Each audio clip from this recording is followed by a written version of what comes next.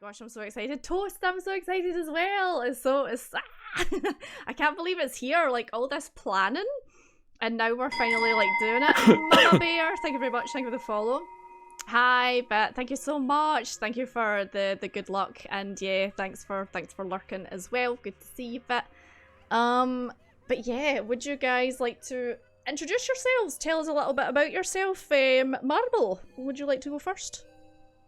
Am I talking about myself or my character? Both. Do both. Yeah, please. Hi guys, most of you know me. I've been hanging out in the community for a while. I love D&D, and I'm really excited to play a Bloodborne version of it. It'll be great. And I'm playing a sorcerer in the Bloodborne universe, known as Morris, the mad sorcerer of Mensis. I love it. Senor, would you like to introduce yourself and your character? Hey, hi, my name is Senior. I'm not a streamer. I'm just a normal, regular guy from the community. I'm playing a cleric of the healing church named Absalom, and yeah, I hope I can keep this party alive. Hi, Paul. Welcome in. Paul, in chat for lack of a name, is one of my IRL friends who plays D&D with me, and he is our fighter. And speaking of fighters, would you like to introduce yourself, Visceral, and your character? Hi, everybody. So I'm Visceral Hit. You guys know me a lot from Katie's chats. Do we? Who are you? Hi, Visceral. Hi, Visceral. Hi, Visceral. It's no one really knows who I am. It's strange. Otherwise, AKA the Bread God. That's not self-proclaimed. That's what Katie tells me. You are the bread man. So I, for your viewing pleasure this evening, I am Raphael, fighter of Castle Canehurst, ready to visceral the fuck out of some beasts. Nice. I love it. That's right. And then, last but not least, we actually have a D&D virgin in the house. Give up for Filth. Woo woo woo! Filth, would you like to introduce yourself and your character? I'm D&D virgin, here to break my cherry. Hopefully I don't screw up too much. I'm learning and here for a giggle. Yeah. The Barbarian of Brighamworth. Apparently they're easy. I just like to unga bunga, so... yeah, just hit things hard with hammer. It's not too hard. Easy, right? Easy. Right, guys, any questions, or should we begin? I think I'm ready. He's all good.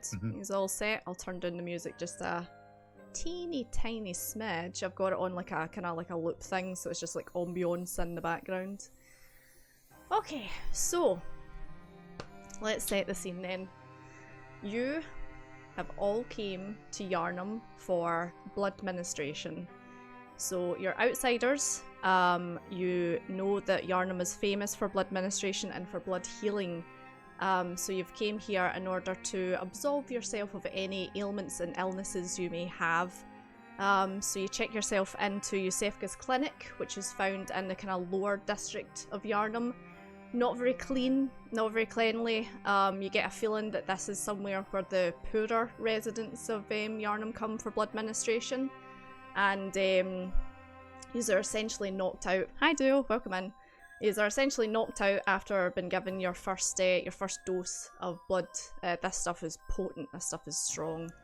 And when you wake up, let me bring up the map. You all wake up in Yusefka's clinic on one of the beds. However, you feel a little bit strange, a little bit out of sorts, I suppose. You don't really remember all of a sudden how you got there. You know who you are, and you know that you're here in Yharnam, but apart from that, everything else is a little bit hazy, a little bit swishy in your head. Can you guys bring your things over, or is it not letting you? Absolutely. No, I got it. Yeah, there you go. Bring your little characters over. If you want to make them a bit bigger as well, so we could, because that is very, very small on the screen, just like stretch them out a little bit. Cham, welcome in. Eden, welcome in. Scotty Hunt. Thank you. Is it not letting you make them bigger? No, I can't stretch it. Nah, That's I fine. can't resize. Okay. So yeah, you awake and you have a look around, and the place is very dark, very dingy. Not much light in here, but you kind of smell stuff before you actually see it. It smells really bad in here, and as you kind of like, pizza. yeah, no worries. As you kind of rouse yourself and have a look around, you can see utensils and kind of instruments all around you that are blood stained and blood soaked. There's bandages on the floor. And yeah, what would you like to do? I will, as I come to consciousness, I'll kind of shoot up for a second and just start patting my body real quick, just like reaching for every pocket that I can find, and then find something and calm down for a second. Just breathe. Oh, good. Oh, this place is awful. What is that stench?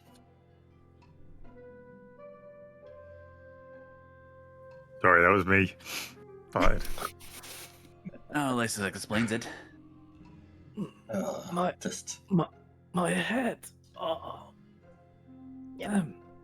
So as you begin to stir and kind of like look around, you notice kind of fellow strange looking people in the room with you, all lying down on beds and kind of in similar states to yourself, and you're like, don't know these people, don't recognize them.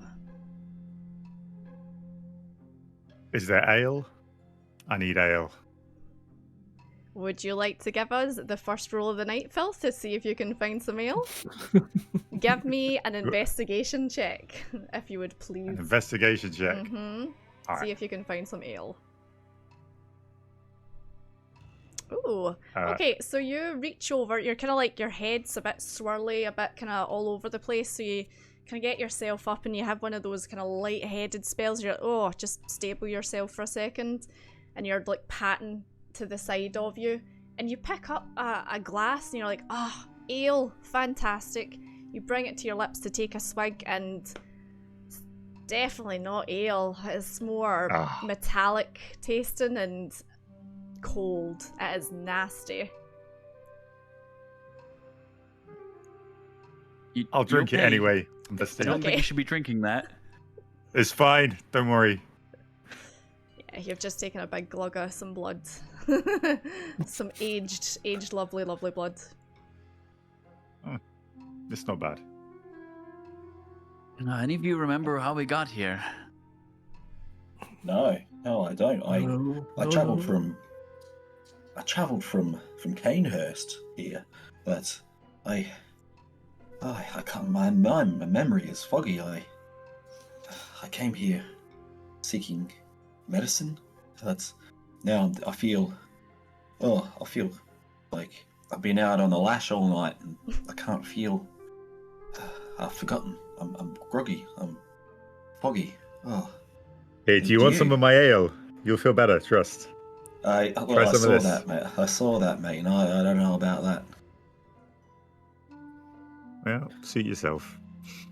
I'm gonna search myself for my holy symbol and look if it's still there, or if it got stolen. Yeah, it's not hard to find. It's always in the pocket that you keep it in, tucked away inside your breast, and yeah, you're able to find it no problem. Okay, then I clasp it in my hand and give a short prayer to, and then I. And as you do so, look around. Yeah, as you do so, as you do your short prayer, you just feel slightest of reliefs. You feel a tiny bit of warmth wash over you, and your headache seems to kind of like lift. Thank the blood. So yeah, as you're kind of like all just rousing yourself and having a look around, introducing yourself to each other, I take it. Absolutely. Yeah, you just hear a kind of like in the corner of the room, a like. I startled and look in the direction. This seemingly kind of older looking gentleman. It's hard to tell because he's wearing like a plague doctor mask. Wheels himself over in a wheelchair to yous, and goes, "Ah, you're finally awake." Sorry, I couldn't help myself.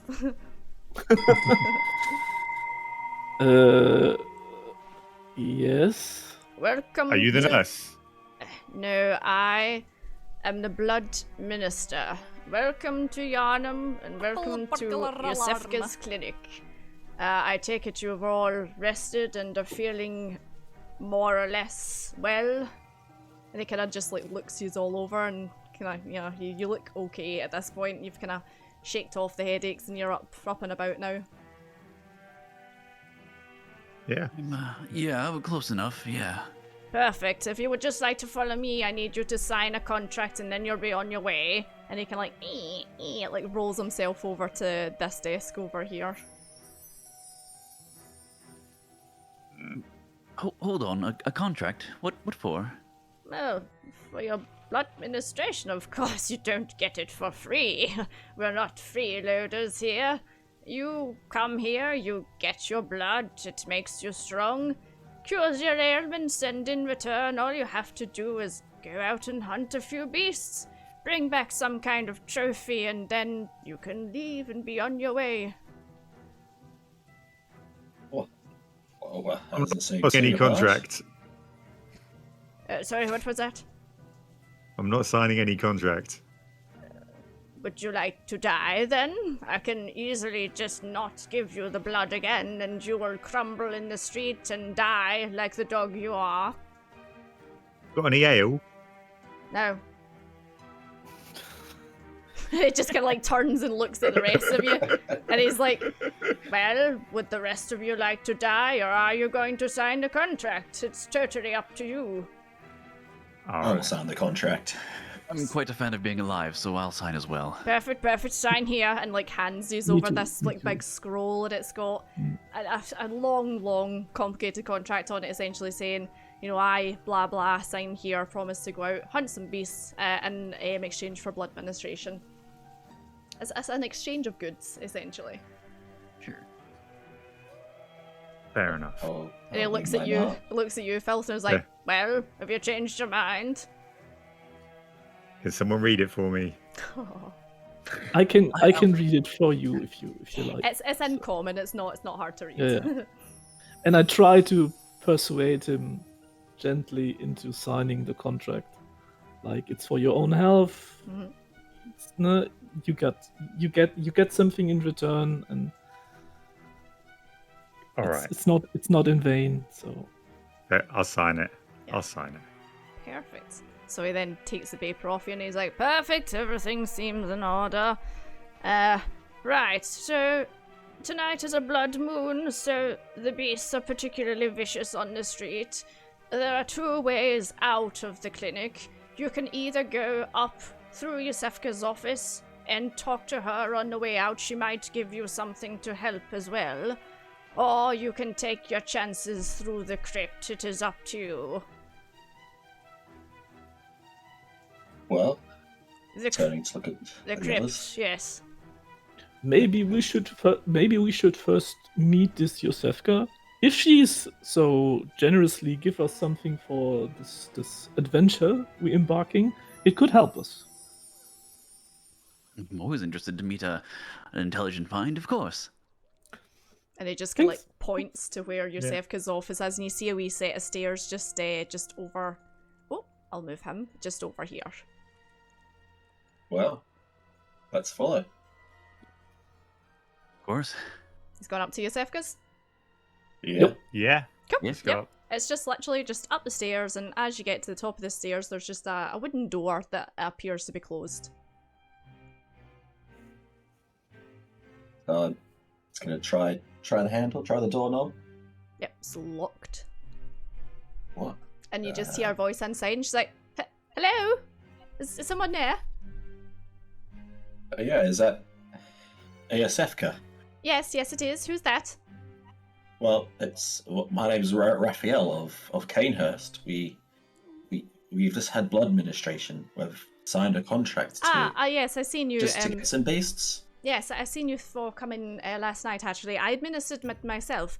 Yes, well, I'm afraid that the office door seems to be jammed for the time being. I seem to have lost the key. I can pass you some things through the letterbox, but I'm afraid you'll have to take your chances through the crypt tonight. What? if when she's saying that she's lost the key, Mm. can I make an insight check Yes, if she's you telling the can. truth? Give us an insight check. I try.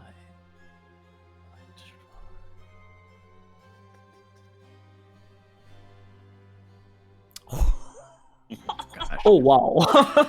Okay, that was my luck for this session. Yeah. So yeah. So she seems to think she's telling the truth, but she's definitely not. She's lying. But there seems to be some kind of confusion there at the same time. I look at the others and I slowly shake my head. She's not telling. Can I kick the door down to save the lady who's stuck inside? Lady's locked in a room. We wanna save her. I mean, you That can, escalated. you can give me a strength check if you want to try and kick down the door. Nope. You put your boot up on the door, you give it a good and nothing happens. The door just like shakes and she's like, please stop that. Like I said, I can pass you some things through the letterbox, but please leave my door alone. And at that, she kind of like flips the letterbox out and just gives you like angry eyes like through it. Kind of like just stared at you. Are you sure? I can try something else if it No, helps. please just leave me be. I am very busy. We have another lot of people coming in straight after you.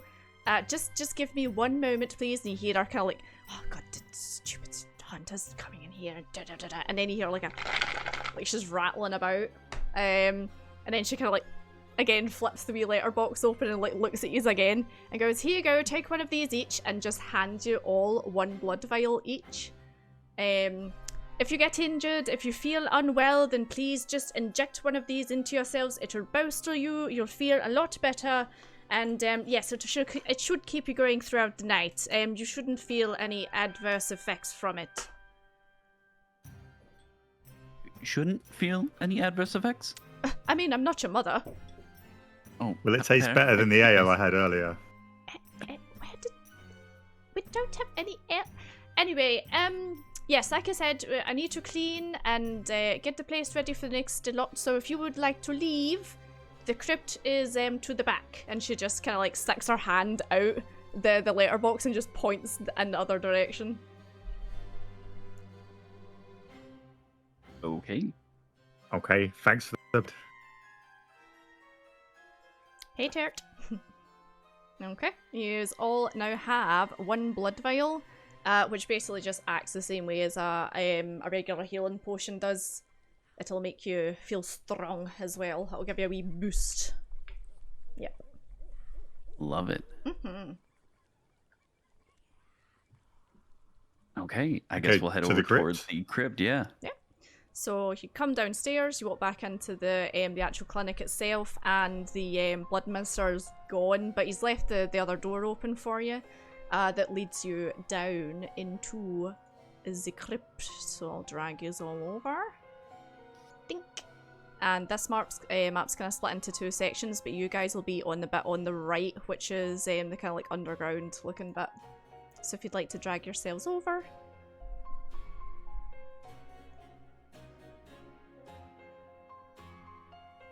There we go. And if you just move yourselves into the right, into the kind of like, yeah, that bit there. Ooh, pretty map. These were all off Etsy, and they were literally like a couple of £1 each. They were very, very cheap. Right, nice. yeah. So you go downstairs, and as you go down, oh, it's getting cold. You can feel it. Like the air's a bit kind of damper down here, a bit more chilly. And when you enter into the crypt, what you see in front of you is a very large, kind of like carved out room, definitely made of like stone. There is a kind of like narrow passage down the very, very centre of it, and to the right and the left of the room there are coffins, but I mean hundreds of them, all kind of like just piled up on top of each other, different shapes, different sizes. It looks as if there's like, you know, adult one, kids one, unfortunately infant ones as well. And then against the walls are larger coffins again, maybe about 7 foot tall, except these ones don't seem to be made of the same material. These ones definitely seem to be very, very different to the ones that are lying on the ground. Are they all untouched, or does some of them look like they were open? Give me investigation roll. Yes, ma'am. Mm-hmm. Do you all remember if the Blood Administrator said that this was a dangerous place or not? He did say take your We're hunting chances. monsters down here, right? So dangerous for them. You're very right. Dangerous for them. Okay, so a 5 in investigation. It's dark down here. Like, you're gonna take a couple of steps and like trip over your feet a little. The coffins seem to be very old looking. Some of them more kind of decayed than others. The majority of them seem to be made of wood. Apart from the ones that are up against the wall, but with a 5, it's hard to. It's quite dark down here. You can't really tell. I will lift up my holy symbol and I cast light on the holy Ooh. symbol to bring a bit of, so that we all can see a bit more. Very, very nice, yeah. So as you bring up your holy symbol, they just and the whole place just illuminates. Kind of harder to see up the back, as it is like quite a long kind of like corridor / room. But yeah, the immediate vicinity lights up, and you can see the coffins in front of you, made of wood. Some of them are kind of like slightly ajar, and yeah, there's many, many, many of them. I'm just going to be a little careful for the moment, and I'm going to kind of like touch myself and cast mage armor as I'm getting a bad feeling. About you, I touch myself. Sorry. You touch yourself, and mage armor just gonna radiates around you. Yep, that's fine. Yep. Gonna go ahead and do that. Marble touched himself. I know, right? It's kind of early for that. Woohoo! I'm sorry. I'm gonna get nervous. It just happens.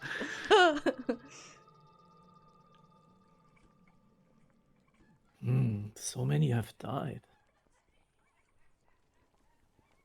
It's kind of stinky down here as well. Yeah. It doesn't smell very fresh. It smells kind of like decay. Maybe we should leave this place. I mean, I feel like we have to go through to leave, right? What's in the big coffin? Is one of the big coffins open? They are not open, no, but you could go up and investigate if you would like. Thank you for the follow. I'm gonna investigate the big coffin. Give me an investigation roll. Ooh, a 10. 10. So, as you get up to it, this thing is huge. Like, it is massive. It's probably about 7 to 8 feet tall. It's not made of wood. It is made of metal. Maybe like steel or iron, something like that. And it is wrapped in massive, massive chains. Like, you know how you get chains that you would use for just like a padlock or something? These chains are like, the links are about the size of your hand, and they're wrapped around the entire thing with a huge heavy padlock like on the front of it itself. And there's about maybe 4 of these coffins all propped up against the walls. So they've got treasure inside, right? DM shrug. I mean, they're trying to keep something safe, right? I got a bad feeling about this. Maybe we shouldn't disturb their sleep. I think The Vissel, dead. are you eaten and muted or? Yeah, I was. Alright, but no, I was also trying to speak. he's just stuffed his face with pizza. I was also trying to speak because I've finished stuffing my face with pizza. No worries. Being of Caneworth, can I, would I recognise this kind of stuff from my history in Caneworth? Yeah, give me a history check. Why not? History. History Thank roll, you. yeah, please. History. So thanks, chat, for pointing that out because I would not have noticed. 16. I mean, you coming from Canehurst, and now that your memory's starting to kind of come back together after the blood ministration, you know that there have been rumours and speculation about Yharnam for years at this point, about beasts roaming the streets, especially on blood nights, that are larger and more dangerous than your regular beasts. So when people think of beasts in the world of Bloodborne, they think of wolves and dogs and things like that. But there have been rumours that there are more kind of like otherworldly, I suppose, creatures. Maybe more like werewolves, lycans. Again, myths, legends, rumors, that kind of thing. You're not entirely sure. Never, you yourself have never been to Yharnam before, Sure. but you have heard legend. Okay. So Canehurst, there's tales from Yharnam. Really, fairy tales, children's stories of the beasts, the blood transfusions. They turn people, change them into beasts. It's never been confirmed, but when I was a young lad, they really scared me. You are all from over the shop, they said. You are from Canehurst, but you're not one of those filthy vile bloods, are you? Vile blood. Hold your tongue, cleric. So My vile family, blood family. is a well-known slur, essentially, in Yharnam, so he's just insulted you.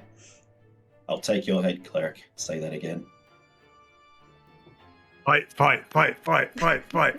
No, let's hold on. We're all in the same mess here. Sort your differences after we've killed the thing. Then you can do your business. Just looking grumpy, I didn't say anything. Just looking like tightly frightened of him and also grumpy. Very well, let's get through this. Do I see any symbols on any of the chains or markings on the coffins? Anything that might look arcane in nature? Marble! For that, I would like you to give me an Eldritch Insight check.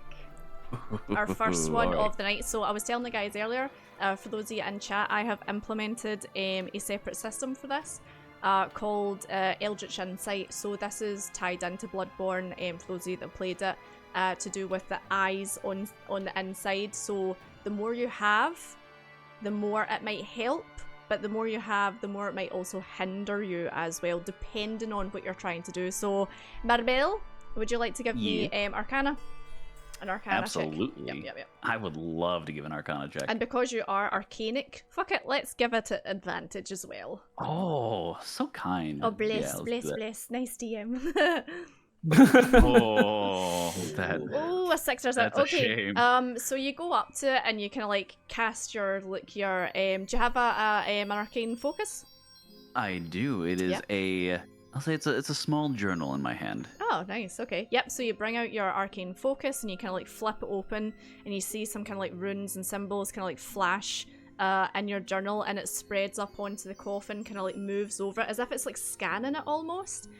And you definitely get the sense of something otherworldly, but not like you can't kind of pinpoint what it is. It's very complicated. I'm struggling. Would our larger friend Filth be willing to help me out here? If you want to address these chains.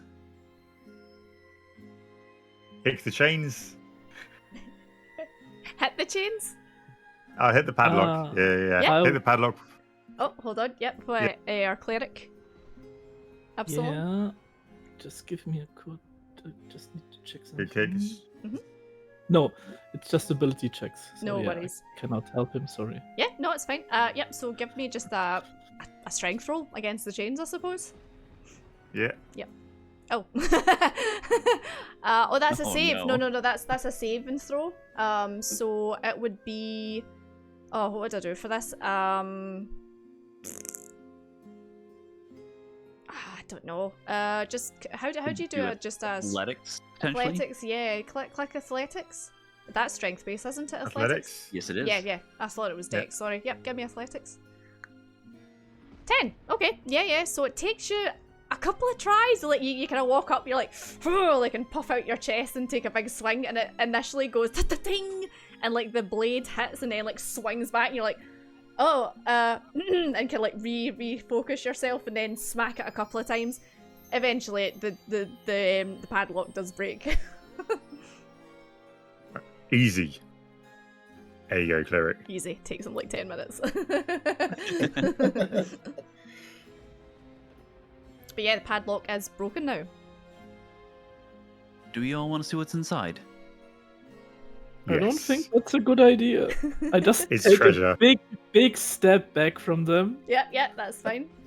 Hold on, where I'm do preparing an you attack. wait a second. Absalom, where do you step back to? Which coffin they investigated? This one? Yep. Big one in the middle. Yeah. Okay, I stand here. Okay, then I stick. Absalom, can you give me a dex saving throw, please? No! You said you're moving there, so. Oh no. Okay. So as you take a couple of steps back, not looking where you're going, not minding your feet, you just hear a ta-ting as a tiny wire that you guys never seen because you didn't investigate to look for it, pings off, and the two coffins at either side of you fly open and darts go and fly out, and you're gonna take 4, 5, 6 points of piercing damage. Sorry. Me? Yeah, you. No one else is no. near you. I just stood there. If I heard a ping, and I see the darts in my ass go wide, and So yeah, yeah, you've got a couple of darts just like sticking out of you. You're a bit like, ow, but you're okay. Ow! Ow! Ow! Damn! Ow! You okay back there? Is something wrong? No, I'm not okay. Damn! And I just tried to pull out those things. Easy those enough. They're not too big. Ow. Okay. Yeah. Yep. So traps have been set off. Luckily, I don't think there's anything else in there you need to worry about. So do we want to see what's in this coffin, Filth?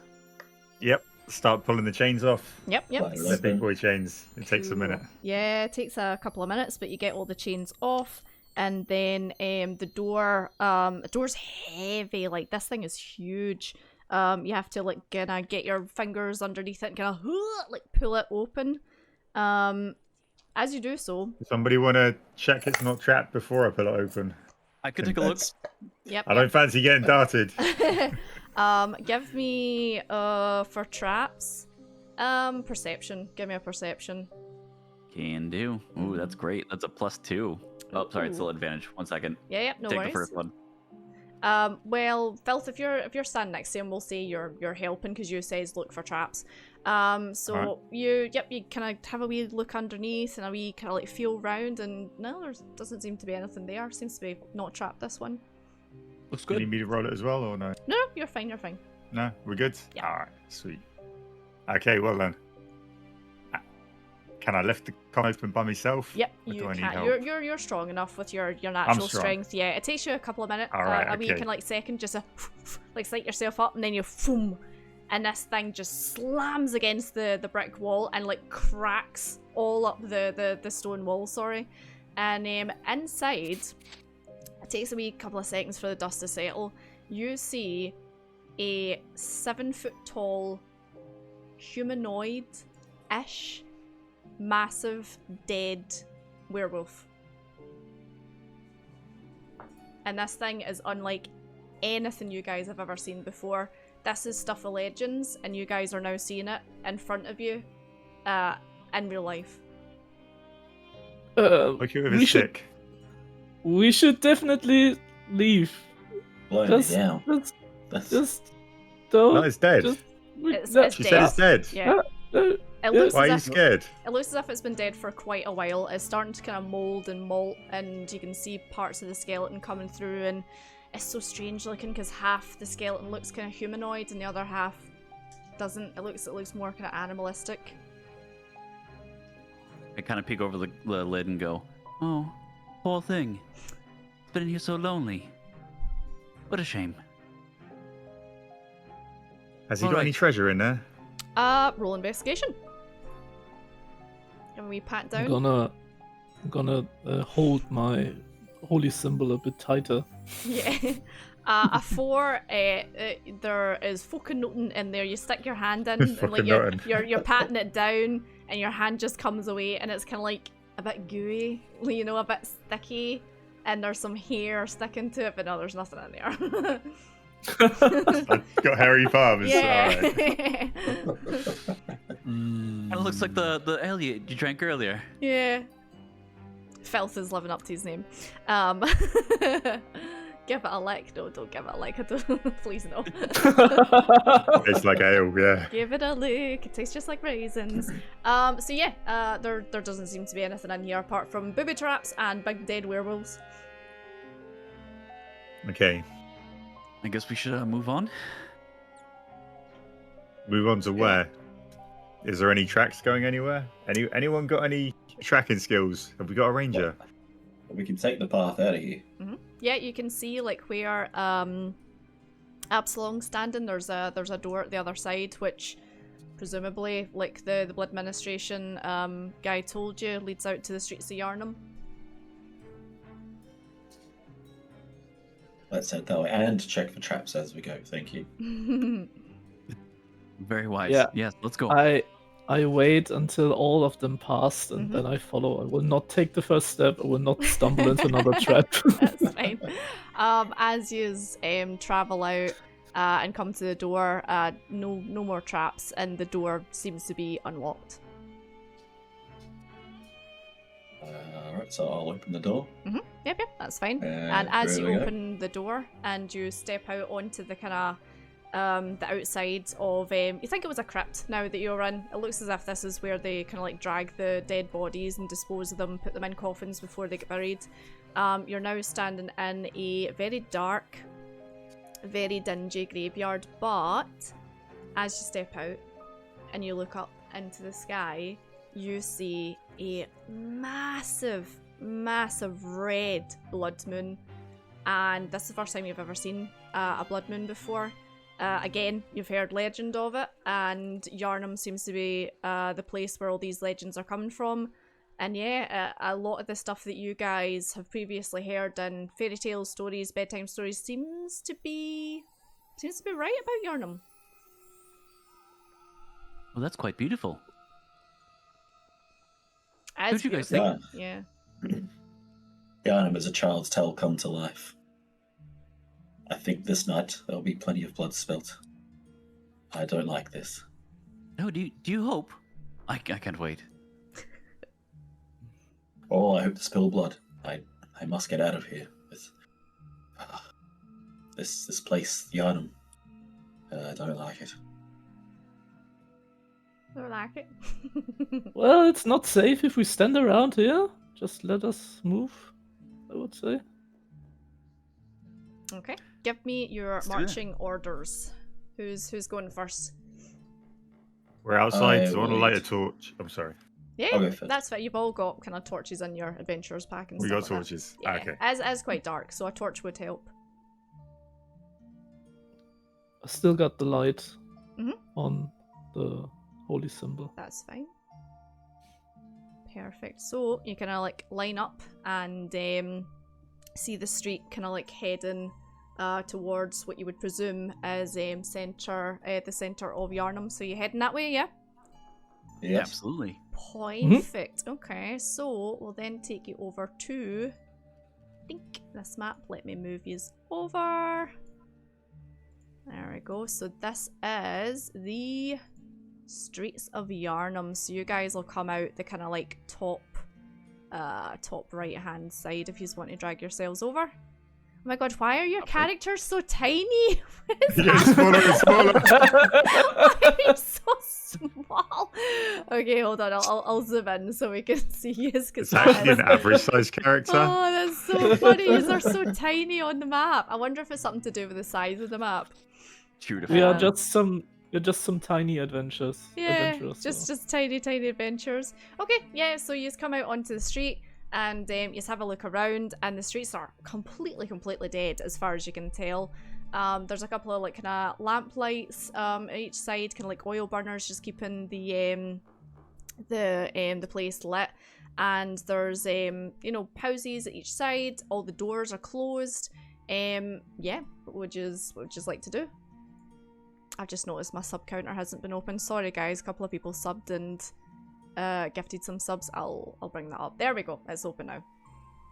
So do we see any activity potentially behind windows, doors, lights, windows, Ooh, curtains okay. moving.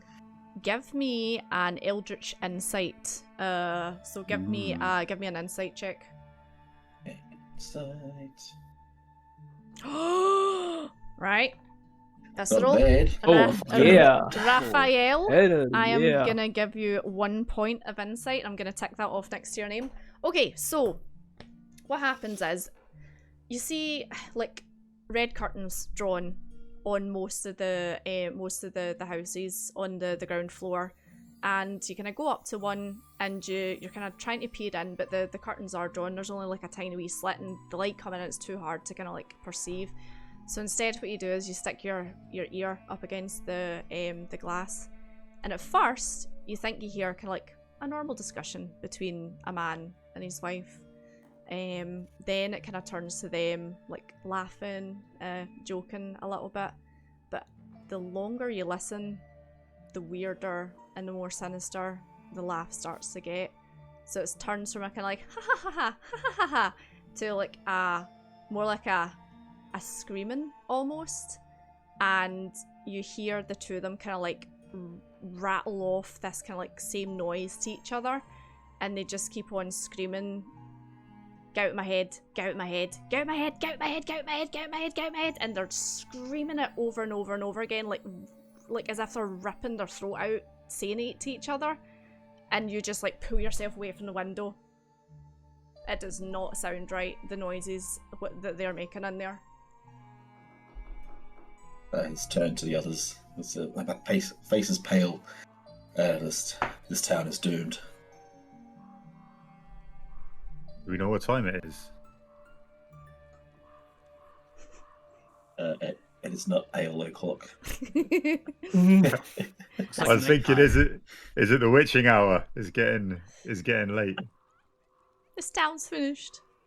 Well, there are many rumors that during the hunt some people behave really strangely, so I'm not surprised that this has happened. And a blood moon. This is an omen. An omen from the gods. Yes, a good omen. It favors our hunt.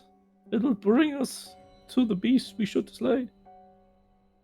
So as you are all kind of like talking among yourselves and talking about what you've just heard, you see just like at the corner of the street, just this kind of like this head like pop round the corner, and then just kind of like slink back round the corner again.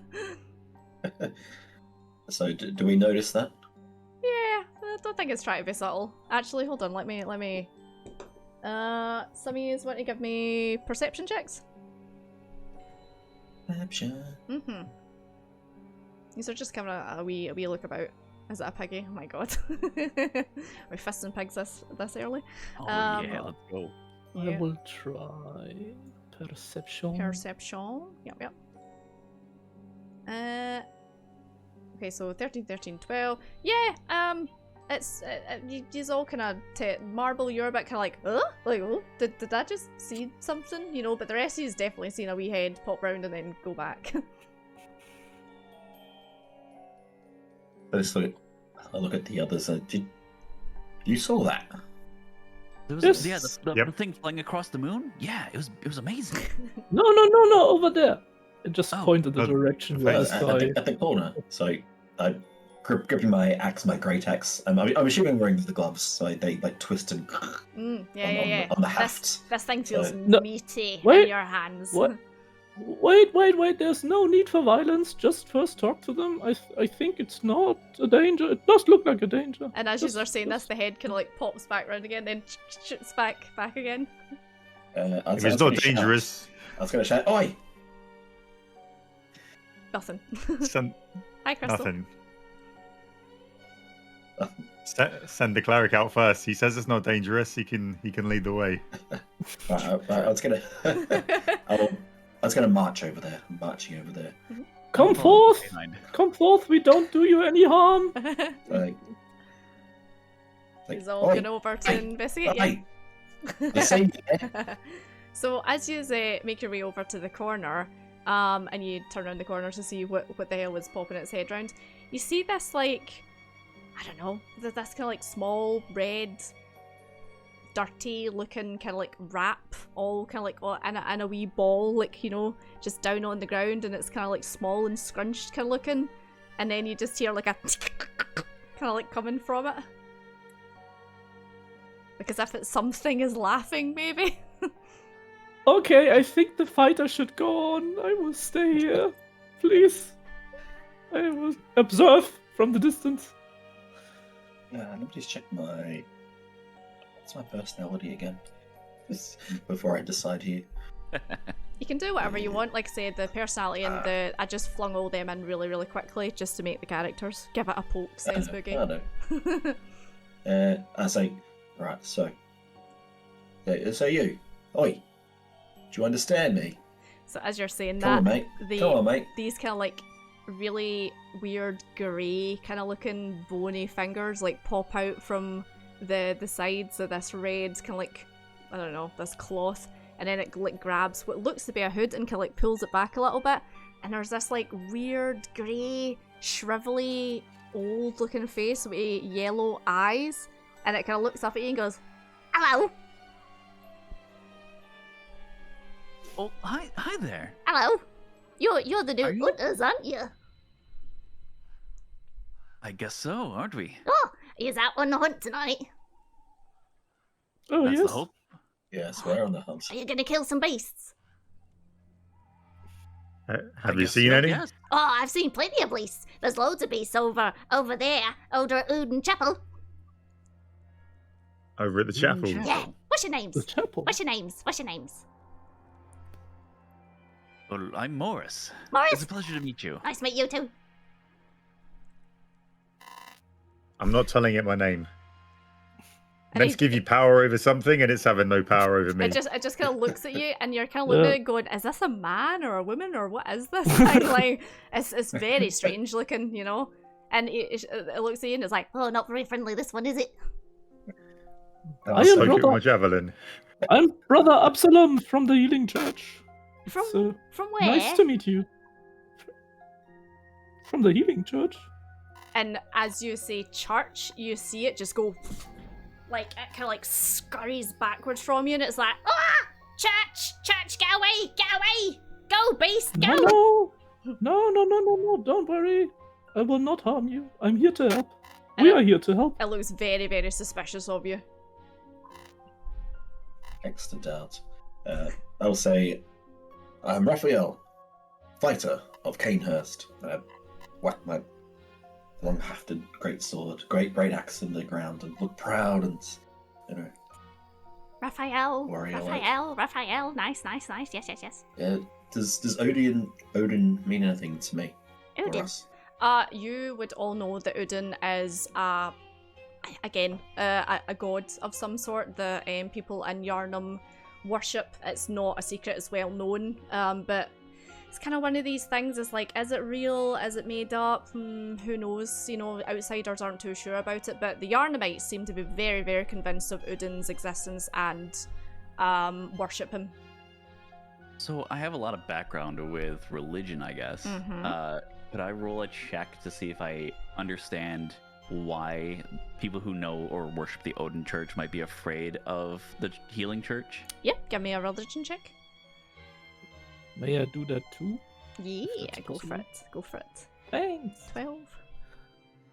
I can do religion as well, actually. Ooh, very nice. 22 and 19. Okay, so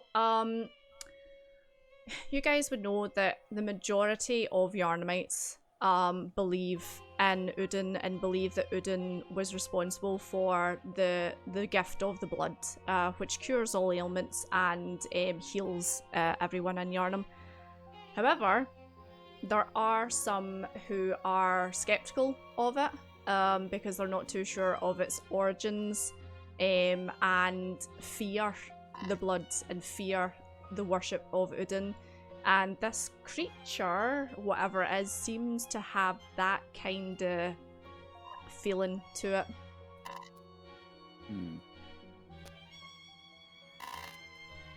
So he's kind of looking you over, or the thing I should say is looking over you, and is like, so, you gonna go on some beasts then, yeah?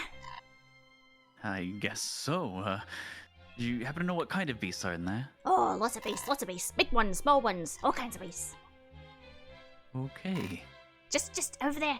And he like points at points, and as it points, you can see through the kind of like the rooftops and the fog, a church/chapel stained glass window in the distance.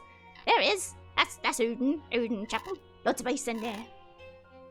Do we trust a little beast that's scared of the gods? Can we show him a holy symbol? Oh, See what he makes of it. I mean, that's up to your cleric.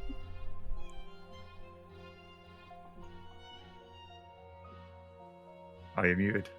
I think he's muted. Oh, are you muted, senor? Am I? Oh, no, there we go. Yeah, We've got you. you We've got you. Oh, okay. Sorry, one. Oh, yeah, I'm doubled now. That's weird. I can only hear you once. Okay. Because I hear myself twice and I don't know why. Okay, so if you just hear me once, it's okay, sorry. Cool, no worries. Could you please repeat what you said? I didn't get it, sorry.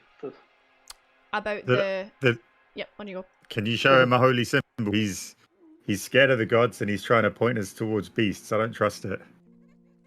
Okay, yeah, I will do. I will show him this holy symbol of my church. And as you do so, same again, it recoils and kind of like tries to like scurry away from you. And he just kind of like shouts, "Beast, beast, beast!" as he does so. So he thinks we're the beasts. We're not the beasts. We're here to kill the beasts. Yes, he's totally spooked, and he's gone. Oh no. Gone. He is, Jeez. or Good one. it is gone, I should say. I never got their name. Oh well. Chapel dweller. Oh, okay. Do we all want to head over to the church then? Let's head that way. Is all going to the church? I believe so. Yeah, There's you a don't. direction we should go in. It was like, Yes, I mean it's straight ahead of you. You can see it. That it's huge looking. You can see the stained glass window, straight ahead of you. So I will drag you over to this one here. Yeah. So you guys will come in from the bottom middle, the kind of like paler looking bit. Okay, south. Okay. Yeah, there we go. God, they're all tiny again. I'll need to maybe find some smaller maps or something. So, you make your way through the streets, and the streets are absolutely dead. There's no one there. Everyone seems to be locked away, as they should be on the night of the hunt. And in front of you, you see this huge courtyard. There's some like kind of dead trees hanging over. You can see the chapel in front of you. It is massive. It's made of some kind of like marble. Very, very nice looking, but very out of place in Yharnam, because Yharnam's filthy and like no one seems to have a lot of money. The buildings are all kind of like dilapidated and just kind of thrown together. This is opulent in a very not opulent place. And as you kind of come up to the steps and you have a wee look in the courtyard, you can see some rabid looking dogs just kind of like kind of sniffing around and snapping at some piles of something gooey on the floor, you know. Oh boy.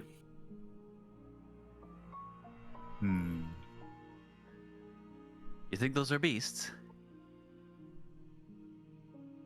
nah, too small. They're just dogs. I just seem like Just- rabid dogs. And as you say that, the three of them kind of like turn towards you and like, like they've noticed you now. Here, boy. Come here. Here, Say boy. don't. No, we shouldn't do anything to agitate them. Marvel, give me an animal handle check. As these rabid, bloodied mouth, deranged looking dogs like come over to you. Nice. Oh wow, That's what I nice say. one. Okay, so they kind of come over to you, and initially they're kind of like just and like growling at you, and then they kind of go, like, and tilt their heads and like look really confused for a second or two, and then go back to like, and like they all start snapping at each other as if like, you know, what are you doing? Why are you like being nice for a split second? And I would like you all to roll for initiative. Initiative. 16. On brand. Thank you for the follow. Wait, let me write this all down. So initiative, so Raphael, so that is visceral. Let's see, Marble, you got a 5. Oh, nice. Marble. Jeez. Oh damn, Mr. Phil. Here's Nice. natural 20. Yeah, and then let's see, what did you get? A 7. Okay, so yep. Senior. Cool. I'm just gonna roll for the dogs. So what's that? So there. Okay. And the last one. Okay. Okay, so Filth, you are up first. What would you like to do? The dogs were rabid, right? Oh yeah. Hey, Tango. You gotta put him down. You gotta put him down. You gotta give him the smack. Give him the smack. Yep. Hit one with a great axe Mm-hmm. in the middle. Give it a chop. Love it. Okay, so, 21. Oh my god, yeah, that definitely hits. Holy moly. And 15 slashing damage. So you see these dogs, and the one of them starts to charge towards you, and you're like, oh yeah, definitely beast. Got to take this thing down. Got to get on blood ministration. No problem. So you bring out your great axe, and you just like, boom, boom, like swing it round your head a couple of times, and then crack, bring it down on top of its head. His head just explodes, just all over the place, like just you just obliterated this thing. That dog is no more. It is now a puddle of mush on the floor. So yeah. Get free! Would you like to do anything else on your turn? Danger sense. Can I do that? You can if you want to post it into the chat, so I can have a read at it. So next to danger sense will be like a wee bubble thing. I think this just gives you advantage on that's 30 saving throws. Yeah, that's fine. Yeah, you can activate danger sense if you want to. Okay. That doesn't count as a bonus action though, does it? Nope, it just No. it's always going on. Yep. So you I think it's always on. Yeah. Yeah, so you have a bonus action as well, Filth, if you want to do anything. Okay, extra attack. Mm-hmm. Yep, go for it. So roll to hit first. Is that initiative at the top? No, just click on your great axe, isn't it? And that'll give you Okay. Yep. Alright. Oh, 14, yep, that definitely hits. And 16, so you're attacking what one? The one on the right or the one on the left? Left one. The left one, this one here. So as you have just like totally obliterated this one dog, you swing your axe round and like splatter this one as well. It goes down for like a little second and then kind of like shakily brings itself back up, but this thing looks like you're on death's door pretty much. Is that me? Unless you have any bonus actions, that's you, yeah. Yeah, that's me. I think it's me. Cool. Right, next up is the dogs. Well, one of the dogs. So the one that you just like smacked, it's gonna take a little chomp at you since you did attack it. So what's that? Does a 14 hit? Does a 14 meet your armor class? 14 meets. Yep. Yep, meets it, beats it. Cool. So it is gonna take a little bite at you, a little chomp at your ankles. So let's see, 2. So what's that? That's is that 2 and a 4? So 4, 5, 6, 7. So it's 8 points of damage, 8 points of piercing damage. So as you've just smacked it, it kind of like shakily brings itself back up and just like and kind of like lunges forward and just like grabs onto your arm and takes a wee nom out of your arm. Visceral, it is your turn. Okay, so I will move up and I will hit at the one on the left first. Yep, go for it. Sewing. Oh my that god, yeah. should hit. That definitely has. And 6 slashing. 6 slashing. Yep, so you take a good swing at this thing, and when you do so, your blade like kind of comes across its neck, and its head just falls off and just slides down to the floor. That thing has been deleted. Oh, so I'll just step over the corpse of that one. I'll move towards this next one. And just swing again. Yeah. Oh my god. Nice. Nice. Yeah. So you get max damage then. So what would that be? What's your max damage? That is 17. 17? Oh my god, yeah. So you jump over the corpse of the other one, and you bring your sword up into the air, and same again, bring it down on top of this one, and just delete this one as well. Hold on, we're getting a raid. A raid, oh my god. Is it Sticks Media? Welcome. Thank you very, very much. Welcome, Thank you for the raid. raiders. Welcome in. Welcome in. Welcome in. We are doing a Bloodborne one-shot tonight. So the guys have just found themselves in Yharnam. They've woke up, they've got some blood ministration. They're feeling a bit shaky, but they're out on the streets of Yharnam hunting some beasts at the moment. Thank you very, very much, and welcome in, raiders. Get yourself cozy, get yourselves a wee cup of tea, and we shall continue. So I just want to like pull. I was like pull my axe out and it's like shake off the blood. yeah, it's a bit nasty looking. It's nod to the others. I was like, all right, let's go. Yep. So as you do that, you take your axe out, you give it a little shake. You take a couple of steps inside the what do you call it? Into the lost my words. Into the grounds of the cathedral, and you hear a blood-curdling scream from a woman coming from what you believe is the top left of the map. Oh no. And you can hear she's like screaming at the top of lungs. She's like, "Help! Help! Please, someone help me!" And she sounds frantic. We should investigate. Maybe she's still. Maybe we can help. Maybe it's investigate and caution. Yep. So up the top left, you heard the scream coming from. Do we need to go? Wait, hang on. Do we have to go around the left edge, like around here? Yeah. So if you go that way. Okay. Cool. Okay. Alright. I'll go that way too. I should be telling you this. I'm like that. Yeah, go that way. I'm like, no, you guys figure it out. Suddenly, you hear a great voice from the sky going, "Yeah, go that way." Thanks, guys. Okay, thanks, Eden. Yeah. It's like the Stanley parable. Yeah. Go left. As you come around the corner, you see like a couple of dead trees, a couple of kind of like graveyards, stuff like that. Some abandoned kind of like I don't know, like furniture that's maybe been thrown out the window of the cathedral. It's all a bit chaotic, and you hear the screaming coming from straight in front of you. And as you hear the woman screaming, you then hear like these unearthly like roars as well, like very, very loud, screeching, screaming, bestial roars of some kind. Oh, do you think it's another dog? I'm really excited for another dog. It's a big You'll bloody kill my dog. You killed my last friends, so I want to make a new one.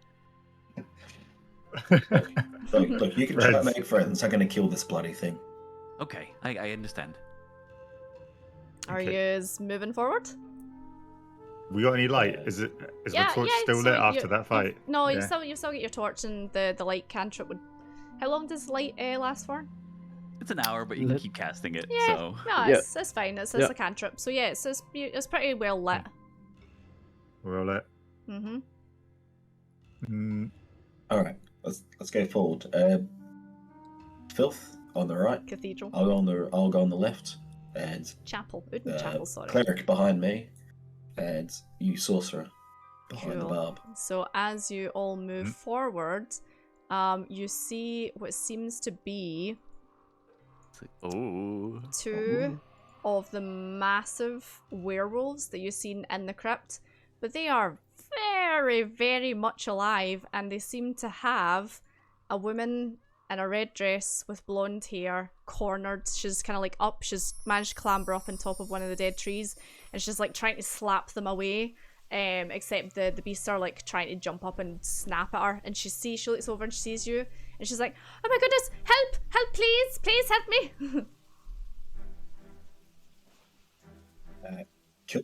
Can I, just acting on instinct, can I like blast my, shoot him with my crossbow?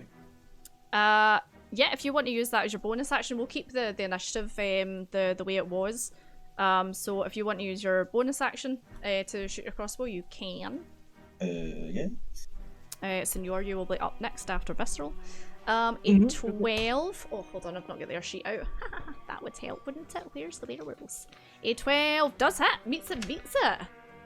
So you take a shot with your crossbow, and it goes straight into the backside of the werewolf on the left, and it kind of turns around. It's like, and kind of like stares at you and starts like growling at you.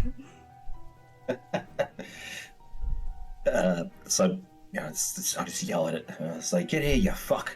Ready to go. No worries. Is that everything? Do you want to use any movement or anything like that? I'll move forward a little bit. Yeah, not too much. Cool. Yeah, I think that's excellent. Yeah, cool. Right, so Absalom, you are up next. Okay, I'm going to move up here, Mm-hmm. and then I will cast Bless Okay. on Raphael, Filth, Mm-hmm. and on... Yeah, on... Morris. I think on Morris too. I would say on Morris too. Perfect. So you have been blessed. You see Absalom's eyes like flash for a second, and then this just kind of like radiant light just swirls around you and kind of absorbs into you, and you feel good. Yeah, strong. You feel strong, Phils. May the blood embolden you. Shiny. Would you like to do anything else? So, no. So you all get 1d4 more for attack rolls and saving throws. So you can add like 1d4 if you're going to make an attack roll or saving throw. Nice. Excellent. Nice. Yeah. Bless is good, especially in combat. Bless and Bane are two nice. Yeah, Bane's cleric good as spells. well. Cool. Is that you? You want to do anything else? No, I don't want to do anything. You could else. like shout something at them, swear at them. Maybe a man of the church No. wouldn't swear. No. No, not this one. Okay, Marble, the wizard. Oh, sorry, the sorcerer Mensus. You are up. Yeah. Give them the blast. I'm Give sorry him a guys, fucking but you're dog hurting treat. that thing, so I'm gonna save you. And then he realizes he says it backwards as he hurls a firebolt at the wolf in the front. Fireball! I cast fireball. Excellent. Give us Not give us- fireball, not fireball. Oh, firebolt. Sorry. I don't care how big the room is. No. Go for it. We don't need the civilian. Just grill I was it. gonna say you're outside. It's fine. It's fine. She'll air out, I'm sure. And I get to roll a d4 on that too. Mhm. So for the hit, Yes. it's a 17. Yeah, that definitely hits. And it looks like 7 damage. Perfect. So yeah, you just like and then foam and throw this thing at the werewolf, and it's this one's turned round to kind of like obviously have a look at you guys, and it just smacks it in the face, and the flames like travel over the fur to the very tip of the tail, and it's like it's on fire, and it's like jumping about in pain, and eventually kind of like shuffles it off, and it's like it's mad. You've just set this thing on fire. So now, oh, sorry, on you go. Anything else, Marble? I'm going to back into this corner. Yeah, I'm fair enough. You're like, I'm squishy. Cool. So now is the werewolf's turn. So the one that was set on fire is gonna like pull itself. Oh, I can't move the token because I'm on the GM layer. There we go. Pull itself over, and it is gonna take a swing at Visceral. I'm afraid you are the closest to it. Let's see. Does a what's that? 13. Does a 20 hit? Oh, you're muted. You're muted, sorry. Yes, 20 hits. 20 hits. Okay, so it is gonna do a multi-attack, so it's gonna bite and claw you. So let me see. D8s. I've got some D8s here, and I've got some D4s here. I got some fancy new dice. I think I showed you. It's the ones with the sprinkles inside it. I love them. Yeah. They're so nice. They're so sharp though. They're jaggy. Yeah. Alright, so that'll be 5. Oh, that is 19 points of damage. Yeah. Nice. Oh boy. Oh, hold on. 19, 21, 22, 23. It's 24 actually. I forgot to add the pluses. Oof. Yeah, 24. It jumps over this kind of like small like coffin that's in front of it and just like swipes at you and takes big chunks out your chest and then does a final bite right down on your shoulder and tears its teeth through you. You are, yeah, that hurt. Hi Faladrin, how's it going? Lovely. Cool. It is gonna just stay there. It's just gonna stay there in front of you. It is unfortunately the next werewolf's turn as well. So it is gonna run round the corner and Filthy, you're getting it. You're getting the munch, crunch, I'm afraid. So again, it's gonna try and do an attack on you. So that is 20. Does that hit? 20 hits, yeah. 20 hits, right, okay, so same again. It's gonna do a... So hard. I know, these things are beefy. Let's see, that is 5, 6, 7, 8, 9, 10, 11, 12, 13. So you're not too bad, 13 points of damage. Same again, this one leaps over and slash and then takes a bite at you as well and gets your arm. Okay. Damn. That is the werewolf's turn, so we're back to Filth. We're back to the top of the round. Me. To you. Okay. To you.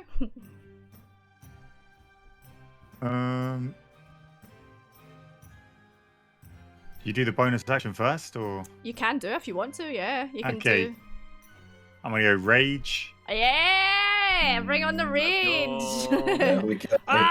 So you are now, resistant to piercing, slashing, and bludgeoning damage, which is very handy for you against werewolves. And reckless attack. Ooh, nice. Would you like to give me an attack roll, please? Rage! Oh, 18! Yeah, definitely hits. Lovely. You smack this thing. How are you doing this? Describe it to me. I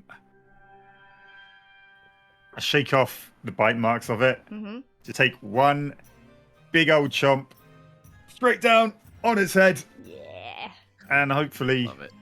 nicked its ear ornament. I'm not sure. Do I roll a D4 as well? Yeah. Yep. Add your You D4. can- bonus. Yeah.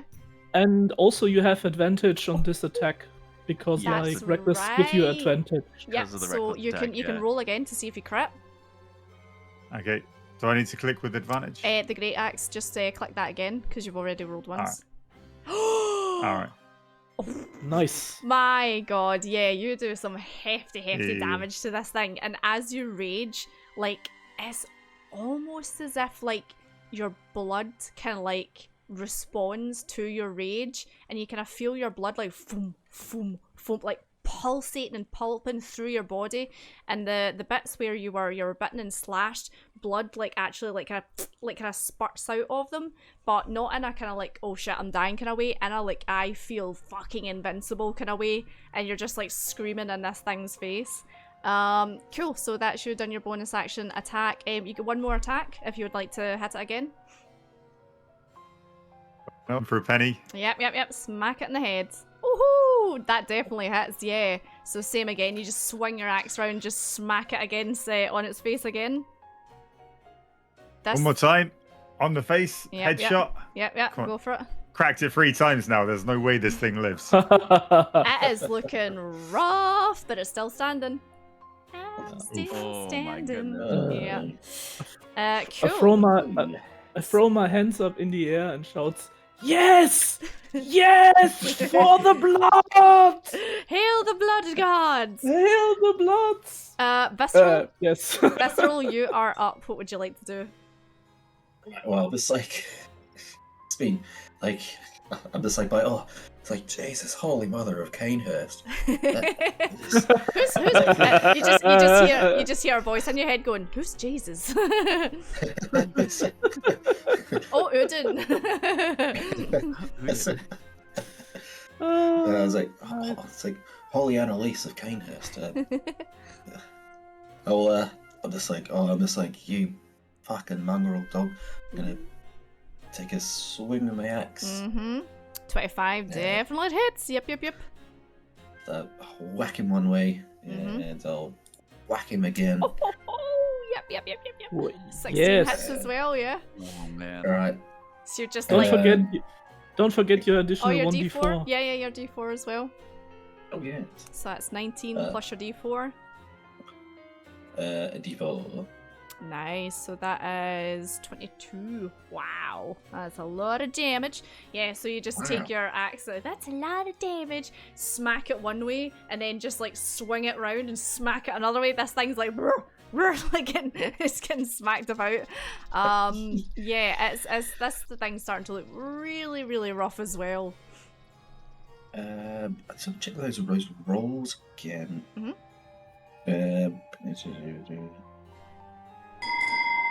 Thank for the follow. So my first roll of oh wait, no, that's fine. I didn't roll a 19 or a 20. Hey, welcome in, Potato. Oh cool. wait, no. Well, sorry, I did. My first roll was a 19. Right, 19 plus 7 is 26. So that's a critical, unless it's already included in there. Oh, and roll 20, I actually don't know how it. I think it lights up green if it's crit, is it not? Yeah. Yeah, If it's critical, it's a green. Yeah, so it's not a crit, but 8. yeah. So it adds it up for you. But if it is a crit, it'll turn green. It'll tell you. So it should, because if I roll a 19 or 20, it's a crit. Or my character. So you rolled But you only roll a 17 and an 8. Yeah, because you get a +7. Yeah, jeez, yeah. It's fine. It'll turn green for you, Mister. It'll tell you. My brain math. Okay, carry on. Cool. So nothing else to do. Yep. So you've attacked. You've used your extra attack. Would you like to bonus action and move? I don't want to move. Yep. I will bonus action. Do my bonus action. It's going to take. No, I won't do anything else. It's fine. Just thinking this music's a bit too calm. I'm gonna put on Father Gascoigne's music. There we go. Perfect. Okay, so that is you, Senor. It is your turn. So, am I right that Raphael is the one who is Raphael's still left. And who took the biggest amount of damage? Oh, that would be me. Yeah, yes. Raphael, it was you, yeah. Then I move to Raphael, and I put my hand on his back and say that the blood will heal you. Ooh. And then I speak Cure Wounds. Cure Wounds, yep, perfect. At level... at level 1, I would say. Nice. And then you can 1d8 plus 7. Will you roll? Do you want to roll, or should I roll? Visceral? I think because your character's doing it. Okay. You roll the d8. Okay. Go for it. 1d8 plus 7. So you get back 14 health points. Nice. And surge. Nice. And then I will use my bonus action to speak healing words on Filth, because healing words don't need touch. It's like a 60 range. Yeah, that's fine. Yeah. And it's a lower amount, so I will speak it on not first but second level, and he will get. Okay, he gets 2d4. Wait a second, I will have it. Sorry, it's taken a bit. Plus 7. Very nice. So he gets 10 10, health points back. Perfect. So, Filth, you add 10 onto your HP again. Yeah. And I Unless she's Varric. I sprinkle him with blood. some It's like holy water diluted blood. So yeah. he's got blood splatters all over him. Excellent. And yeah, and that's my turn. Perfect. So. Thank you. Merbel, you're up. All right. Seeing all this commotion and seeing my friends getting friends loosely, getting attacked. Companions. Companions.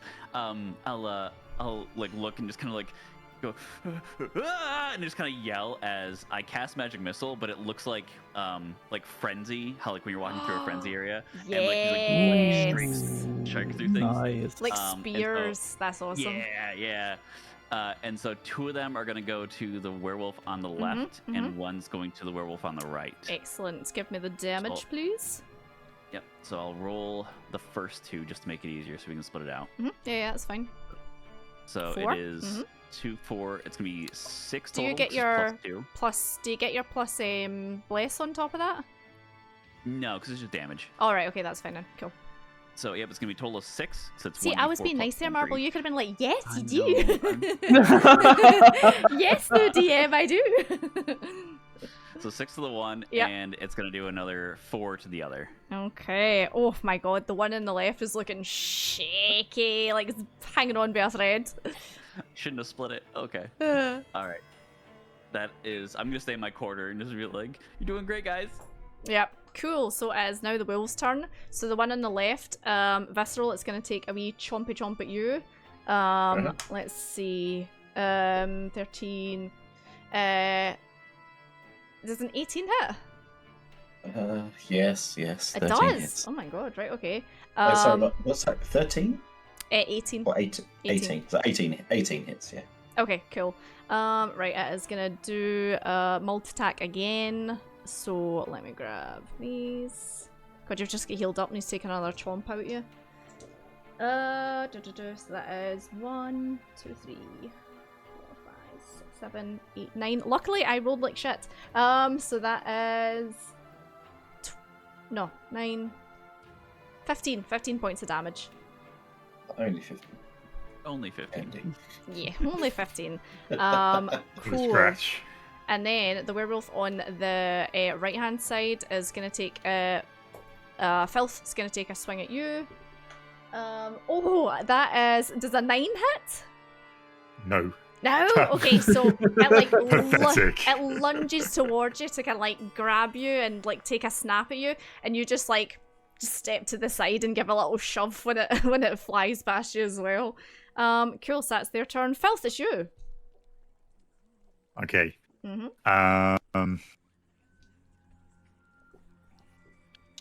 So I'm enraged still, right? Yes, you are. Okay. Can I frenzy? Oh, yes, you can. So I throw a javelin at the one by Visceral. Yep. Hanging on by a thread. And the one to melee, the left. the one in front of me afterwards. Perfect. So throw your javelin the first. frenzy. Oh, Am I still blessed or no? Don't forget. Oh yeah, you're blessed. Yep, don't forget yep. the 1d4. It doesn't matter. This thing had like 3 HP.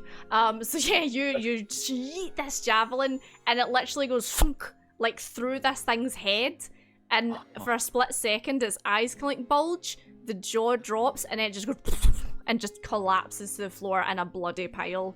You just obliterated that thing. Nice. One to the right. Would you like to attack? Oh wait, hold on. I'll get rid of this one. Delete. There we go. And then axe on the one in front of me. Yep. Oh my god, yeah, 23 definitely hits. And 6 slashing. Let me take that off its HP. Cool. Yeah, so you're taking a slice at this one, and you just cut off like a massive chunk at its shoulder, and it's like the skin's like flapping and blood's like gushing out of it. It's looking pretty hard. Hey, Spicy. Can we do extra attack as well? I mean, if you got it, you can, yeah. Alright, let's send it. Send it. One last hit. It's got to be it. Wait a second, Is it gonna actually. Do I have it? You did javelin, you did axe. Is that, do you get extra as extra attack bonus action? Yeah, it's the frenzy is bonus action. Okay, yeah. He can Go for so it. he can. I can go for it, yeah? Yep, you can go Yeah. for it. Sorry, I was just saying I think Alright, the okay. javelin was something else. No problem. No, that's cool. Thank you. Alright. No DM. Oh my god. Yeah. We swinging here, boys. You're We swinging. swinging. So save again. So Nice. you've literally just cut all the tendons on its shoulder blade and like the arms like hanging on by a thread and that bit of skin's flapping about. And then you just kind of turn around and do the same to the other side. And the arms in front of it kind of like buckle down and it's kind of like on its its elbows almost and blood's like pouring out of its shoulder blades but it's still up. It's still up. Yeah. Still up. So Oh my Visceral, gosh. Visceral, it's your turn. Hi, Alba. Hello. Right, so I'm just gonna hobble. I'm like getting over to this this fella. Just on his Ooh, rear here. flanking. Now, if you are flanking, I'll give you advantage. Right, that was the plan. Right, let's. It's gonna hopefully swing this into its back. 13 just hits, yeah. Oh, 6 that's, slashing damage, yep. 6, and I'll just do my second attack. And then Oh my god. D4. Right, So that's, Visceral. 50. How do you want to do this, buddy? You're annihilating this thing. It is dead by your hands. Describe it to me, please. So like my first attack, like I hit it with like the broad side of my axe, like not the edge. Like I just crack it, and it's like rear end kind of breaks, the spine breaks, and it goes, and then I just bring down my great axe and just like through its spine and through its abdomen, and it's just Wow. it's So you just basically cut it in its half. entrails and gizzards. Yeah. Just Nice. Amazing. I first made it a paraplegic, then cut its legs off through the spine. Yeah. So yeah, as you do that, the werewolf just like lets out this awful like noise, howling, and then just falls over dead at your feet. Oh, love it. And that is combat over. So as these werewolves have dropped dead and their blood and guts and innards are they're like steaming almost because of how cold it is outside, and obviously the inside of them's warm, so there's a kind of like a steam coming off them, and it's a bit, bit rancid, kind of smelly.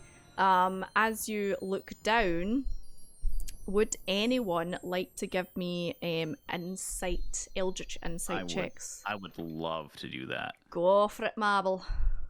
Anyone else? Me too. Was that Arcana? I'll give it a shot. Insight, please. Insight. Alright. Oh my god, Marble. Wow. Wow. Okay. Inside. Being insightful out here. Ooh, yeah. I yes, see. do. Cool. I see nothing. Yeah, you see blood and guts. Cool. Okay, so. Oh, I rolled the wrong one. Sorry. Oh yeah, insight. Go for it. Oof. Okay, yeah. Sorry. Yeah. So, everyone apart from Raphael. Raphael's looking down, going, "Yeah, dead werewolves. Nasty." Everyone apart from Raphael, as you look down, on these bodies, at first they look like werewolves, with their innards spilt everywhere. But as you kind of like look closer, there's this kind of like smog almost like over the bodies, and you kind of bend down to get a closer look, and the closer and closer you get, the more these werewolves start to kind of look more and more and more human, as if they're kind of like de-evolving from werewolf back into human, until the werewolf flesh just kind of kind of slogs away from it, and it is human skeletal remains that lie underneath. You all now have 1 point of Eldritch insight.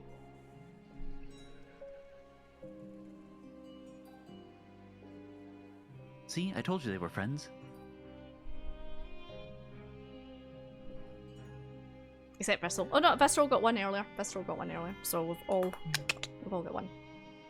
I was gonna take their heads off as trophies, but I kind of feel a little bad about that now. So I might just retrieve my javelin. You could maybe like have a wee rummage through the kind of like the stuff that's kind of sloshed off them. There might be like a werewolf ear in there somewhere.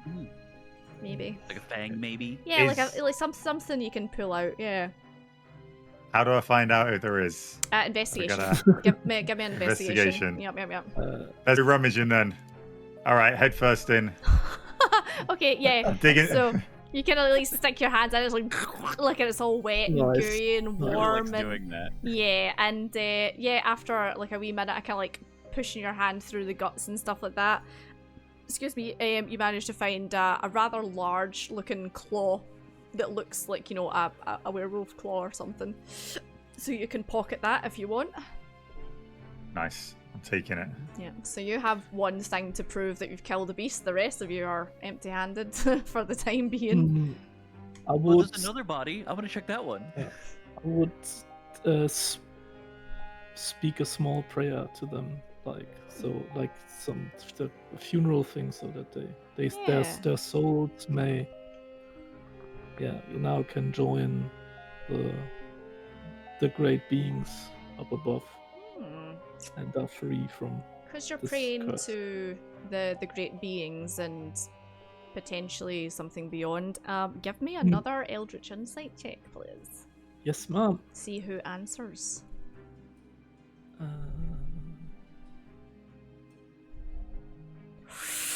Yeah, I'm gonna give you another one. Let's mark that off. Okay, so as you kind of bring up your holy symbol and you close your eyes and you start to say a prayer. You get the kind of the normal sensation that you do while you're saying prayers, so that kind of like warmth spreads through you and you feel the kind of like the energy or whatever it is that you're used to. But then as you're doing that, something just like at the very, very base of your skull, at the very, very back, like as if it's like a cold hand like running through your scalp and your head, just like comes over to the top of your head and like digs its claws in and scrapes back over your scalp, and your head and your eyes and your mind feel on fire for a split second, and then it's gone. Yep. You alright, boy?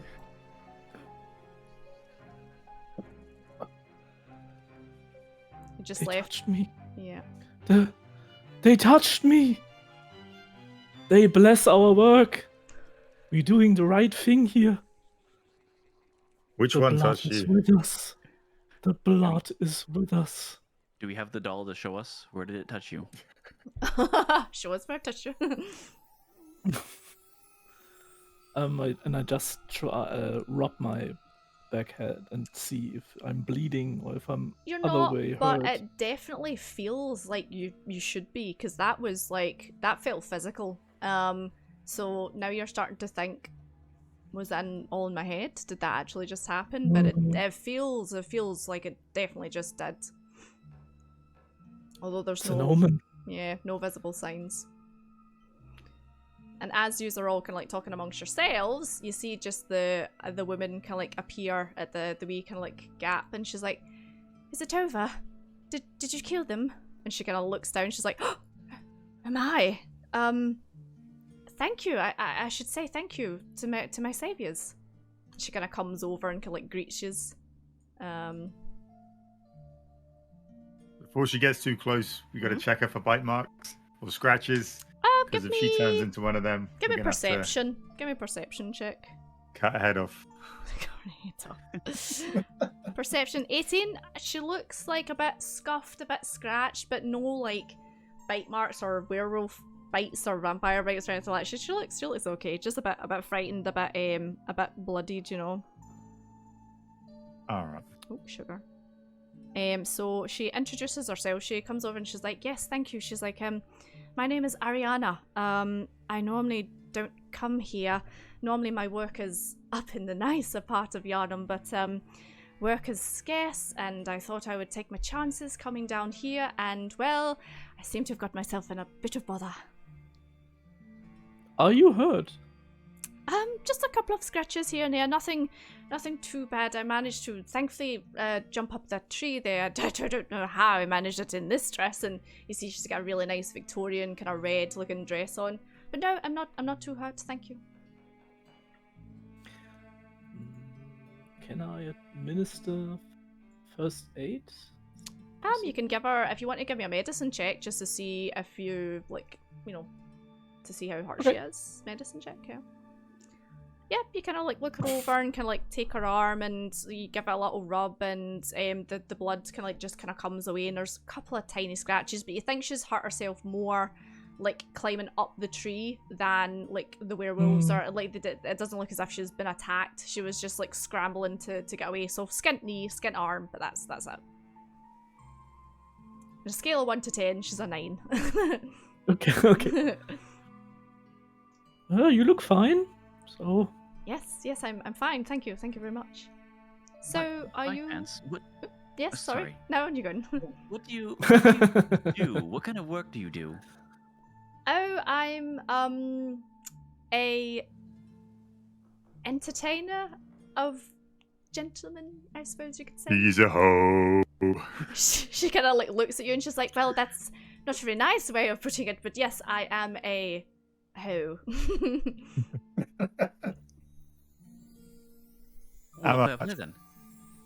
Oh, and I take a step back. You're like, "Oh, I've just touched her." Don't worry, I get checked regularly and I'm very clean and very careful with my clients. I'm, you know, not to toot my own horn, but rather expensive. And as you look her over, she looks nice. Like, she's got her hair done and coiffed, and she's wearing some kind of like oudy kind of smell, and nice red dress, you know. So I feel your clientele has become a bit monstrous at the moment. You might want to move on.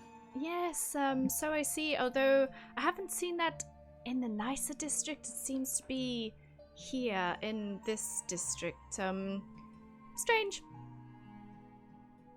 And if you remember, I said there were potentially nicer clinics up in the nicer parts of Yharnam, so potentially the blood that they get in the lower parts of Yharnam might be more tainted. I don't know. Well, is there anywhere safe you can get to tonight? Is there any reward we can have for saving life? He means. Reward? Well, I don't have anything on me because unfortunately I wasn't able to pick up any clientele tonight. However, I have heard in the chapel over there, and she kind of like gestures towards the chapel to the right, there are treasures, golds, things of that nature. So you might be able to find something there. I actually, hold on a second, and she kind of like pats herself down. She pats herself down and she pulls out a key, and she says, "Yes, I think this is a key to open up the chapel. I found it, but it says chapel on it, so you know." And she just like hands it over to one of you. So we take that and just put on my keychain, I guess. Yeah, you can add it to your keychain.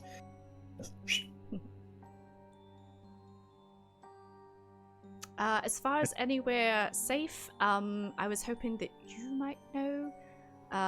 There's no place that I can really get to easily.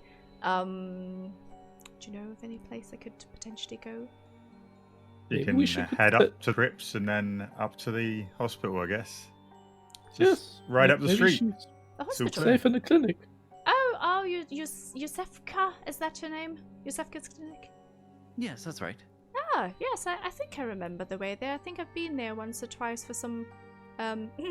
yes, I will make my way there, and I shall catch up with you later. But yes, feel free to help yourself to anything in the church. No one's been there for years. It's shut down, and as she sees that, you kind of turn around and look, and there's like boards up over the church windows and stuff like that, so you think she's, you know, telling the truth. We're gonna have a break in 10 minutes, so yeah, maybe put on the kettle. 5-10 minutes. Tino's off. Yeah? Can I roll an insight check if she's telling the truth? Yeah, go for it. 10? Yeah, she seems to be telling the truth. She seems to be honest. She doesn't have any kind of like sinister look about her. She just seems to want to be able to find some work, and unfortunately she couldn't find some work tonight, so she ended up in a bit of a predicament.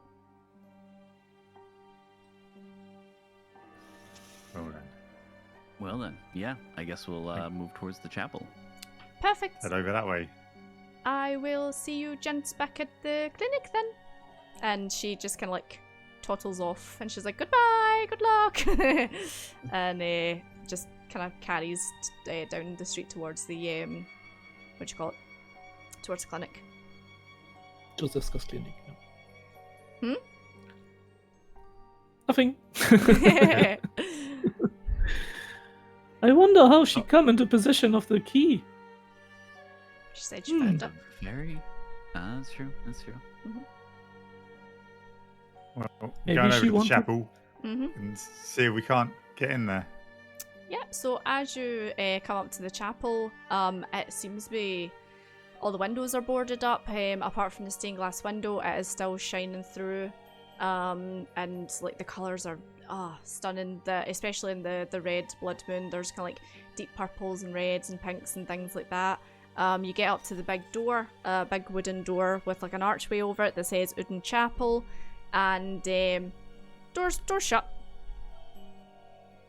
But we have the key, right, Fighter? Well, we tried the key, yeah.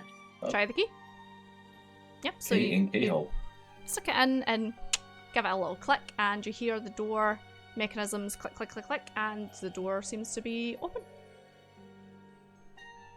So let's push it open and walk inside. Nice. So I'm actually going to drag us back to this map for the purpose of saying this is the inside of the chapel, because I actually realise I don't have a chapel map. No. Oh, hold on, I'll delete these ones. So he's done. Oh wait, oh no, on you go. Ooh, I just deleted someone, sorry. No problem. Alright. Oh my god. And suddenly you vanish. What is it? Thingies fall from the sky, you all die. So yeah, as you come in, so we'll say the beds are pews instead of beds. So as you come in, this place looks to be abandoned, like it is. Yeah. Danger sense. Nice. It doesn't seem as if this place has seen use for a number of years, which is really, really strange, because you guys had heard that like blood ministration and worship of voodoo and all that was very popular in Yharnam, so it's strange that this place is kind of in the state that it is. The pews are a bit broken, a bit bent, a bit wonky, and up the very, very top in front of you seems to be an altar. Is there anything on the altar surrounding it? You could go up and give me an investigation check. Fine. Investigation. Investigation. 10. Yeah, so as you approach it, you see kind of like a couple of like books lying open that kind of look as if they're maybe kind of teachings of Udin and just like history about Yharnam. There's like, some quills, some pens, some ink, blank parchment, and a chalice sitting in the middle of the table. Is there anything in the chalice? Is this a chalice? Is this a religious chalice, or is this like? You can give me a religion check. Yes, ma'am. Yeah. Yep. So, oh my god, yeah. You're like, I know. The fighter, the barbarian suddenly knows eldritch knowledge. Yeah. Oh, yeah. So, with you being a man of the healing church, Absalom, you pick up this chalice and you inspect it, and you know exactly what this is. This is a blood chalice. So on days where people would come into Uden Chapel to receive blood, this is the chalice that they would receive it from. And to your knowledge, there are a couple of different types of blood that can be given in Yharnam. So there's blood ministration, which you would get from the likes of Yusefka's or any clinics, or sometimes you can buy it illegally on the streets as well. Then there is blood sacrament, which is what you would get in a chapel if you were a follower of Udin. happens maybe like once a week, once a month, depending. Is meant to be like a very secretive and very sacred thing, and the blood here is said to be the purest that you can get in Yharnam. Oh, okay. The chalice Are on there inspection looks used. There's like dried flakes of blood at the bottom of it, but there's no like blood liquid inside it. You would also know, sorry, you would also know that the blood minister, who like kind of runs the church, would be the one to kind of perform the blood sacrament as well. Okay, I would I would scratch a bit of blood out from the chalice, and then I put it in my mouth. Oh, okay. And give me a Constitution saving throw.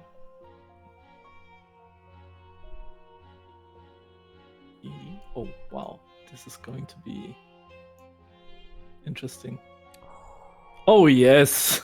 So yeah, you like, so you'd like just kind of like lick your finger to kind of like make it a bit damp, because you think, you know, if I dampen my finger and then dampen the blood, it'll like come up, and then you stick it in your mouth and it tastes nasty. It's like a dried, you know, like kind of metallic-y tinge of kind of blood, but as it hits your tongue and you're kind of tasting it and trying to figure it out, that same kind of like scrape, like scratches across, but your tongue this time instead, like it rakes the claws across your tongue, and you hear like a voice inside your head go,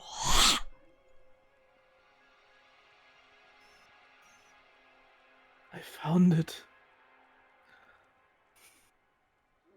What? He's starting to breathe very heavy, and he's holding this chalice really tight in his hand. You can't really remember too much about your time before you came to Yharnam, because, you know, things are a little bit hazy still, but with that religion check and with that Constitution saving throw, you definitely feel like you've been in this church before, and perhaps you have either taken part in blood sacrament or maybe been the one to administer the blood sacrament. You don't know, but you have a suspicion. It feels like I was here before. It's a familiar feeling. I don't know why. I can't remember really clearly, but it feels like this is not the first time I hold this chalice. Would any of you like to perception check? Yeah, I would love to look around. Yeah. I've kind of been walking around the room while they're looking at the pedestal. I'm kind of like looking at everything in the room. Just let me know what you are doing. I'm looking at the stained glass. Yeah, it's lovely. It's pretty much the only thing that's still intact. You feel as if like people maybe kind of come here to like scavenge and see if they can find anything, but they can't bring themselves to touch the stained glass window. Ooh, right, Raphael. Raphael and Filth, you guys are kind of like looking through and you're like, man, she said there would be maybe some rewards in here, and it doesn't seem as if there's anything here, because it's all just like old, dusty, like there's a couple of kind of bookshelves that just seem to have like old like teaching books on it and stuff like that.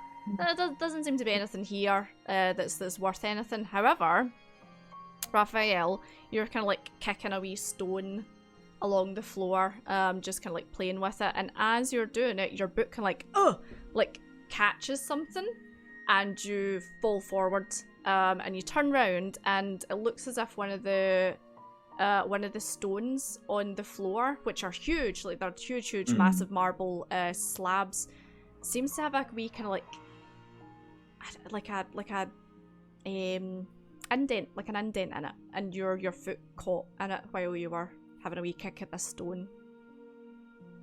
Right, now what is this? What do we have here? And the floor's like covered in dust, so you can't really see it that well. Okay, I kind of like Is there much light in here? So I can Yeah, you've got have your the torches dust out. and polish Yeah. it off. Like so.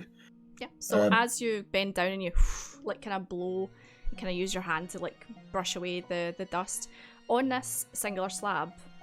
Is the wee kind of latch, which you look as if maybe you could get your fingers into. But on the centre of it is a symbol. A symbol you've never seen before. It looks very, very strange to you. It is a gold circle, and inside the middle of the golden circle is hard to describe the way it looks. It's like a crescent, but then it's got this kind of like big like bit at the top that wraps round, so it's like kind of curled round itself. Maybe looks, if you were to pick a specific animal, like a snail without a shell on it, and it's all gold and kind of like fancy filigree and laced and stuff like that. Does it? Okay. So calling over the others, it's like, well, oi. Does this mean anything to anyone?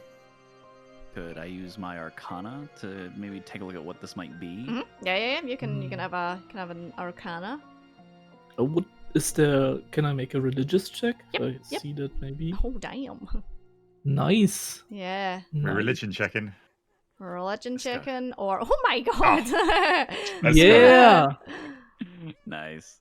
Nice. I know things. Okay. Yeah. Damn. Damn. So Phil I mean, is the the- cleric now. And I know things. I'd say that for you, Absalom, because you are a man of religion, then wouldn't be too hard for you to figure this out. But again, this is something that you guys have heard of before, but never actually seen. And this potentially could be a drawing of a infant Great One. So the Great Ones were said to be beings that came from somewhere else, astral plane, another worldly kind of like plane of existence, not that we know of, and they blessed some Yharnamites hundreds and hundreds of years before, even before this church was built and before this church stood. And there was said to be remains that were taken from somewhere that you guys don't know of, and this seems to be a sketch or a memorial of one of these infants that were taken from the Great Ones. Right. So you said I might be able to. There's like a latch or something I could pull. Mhm. To pull this out. So can I? I'm gonna like hook my fingers in and see if there's any give. Yeah, just give me a straight strength check. Okay. Do you want help? You Can I help him there? Yeah, you can give him advantage if you want. Get Yeah. the strong boy to Yeah. give him Yeah, a little help. I might need. I Yeah. might need some help. Yeah. Yeah, I mean it's stone, so it's pretty heavy. But with the two of you, like you kind of try it yourself, Raphael, and you're like, oh, okay, might need some help on this. So Filth, you come over, and the two of you is kind of like takes you a couple of seconds to kind of like get the weight of it, and then boom, this thing like goes flying back and smacks against the ground, and as the latch opens, this kind of like puff of like air comes out, and it smells rancid. It smells like death, decay, staleness. Like just this thing's been sealed for a long time, and we're gonna take a break there. Oh man. We're gonna go for a break. We're gonna get ourselves some juice. We're gonna relieve our bladders and have a wee stretch, and we'll be back in 10 minutes. Okay, so previously on Dragon Ball Z, I mean D&D, hunters entered Udon Chapel, and our fighter Raphael tripped over a suspicious looking stone, and opened up a wee stone flap with the aid of Filth, and a puff of putrid, filthy kind of smoke came out. And what would you all like to do now? I mean, like after a retching and Yeah, it's kind of you know, nasty. just, and I was like, sure, smells worse than a dead dingo's donger. Let's just Is it? So is it? It's a hole, a pit. It appears to be. Is that right? Yeah. So you look down, and there seems to be some stone stairs leading down, but it's dark. It is very, very dark down there, and freezing cold. Right. Can I? Do a little danger sense first. Yeah. Yeah. Give me a danger sense. Let's see. Cool. Yeah, that's fine. Doesn't seem to be dangerous by the look of it. Looks old, but it doesn't seem to be like dilapidated too bad or anything like that. Seems okay. Is it just a hole? Is there a way down? I'd like to. There's stone stairs leading. Oh, cool. Excuse me, leading down into the darkness. Yeah. All right. What I'd like to do first is just throw, or if there's any around, just like throw. Maybe if there's any on the wall, it's like like a brazier, like a torch that's on fire. Just like throw that down the stairs. You could throw one of your own torches down. You've all got a torch in your adventure pack. Well, I'll take mine and light it up, and just throw it down the stairs. Just underarm it down. Yeah. Easy enough. So yeah, you take it, you light it, you throw it down, and it goes clang, clang, clang, clang, clang, and because it's kind of like got a metal kind of like thing around the top of it. And it goes down, down, down, down, down, down, like it bounces off all the stairs, and you just see like a tiny kind of like little light at the bottom where your torch has landed. This thing looks like it's quite deep, but there does seem to be stairs going all the way down. Can I just check before? Steps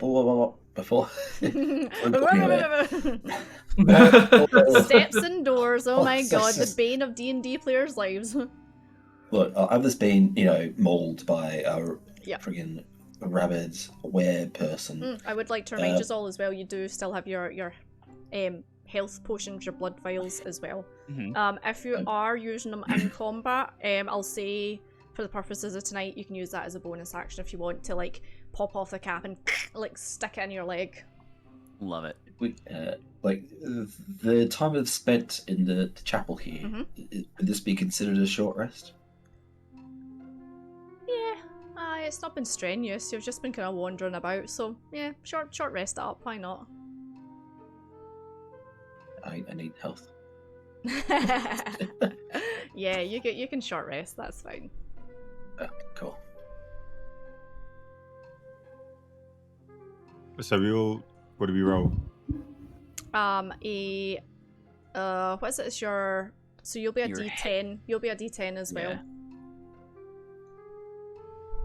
Shipping. It's that plus your Constitution modifier. Okay. If you in the middle underneath your health as well, if you just hit the hit die button, that'll do it for you as well. Spend one of those. That'll roll everything and it'll add your Constitution for you. Okay. Ooh, very nice. Yeah, 9. Okay. I don't know it for clerics. Did they get any spell slots back by a short rest, or do they need to make a long rest? Nope, they need a long rest. Long rest. Okay, because the mage has something like arcane stuff where he can make a short rest and gets things back. But yeah, it's warlocks and I believe druids who get stuff back. Yeah, you're right. Okay. Thank you.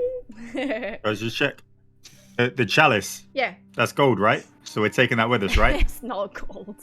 No. It's not gold. It's like to the touch, it feels like a metal, but as you touch it, like it's really, really cold feeling.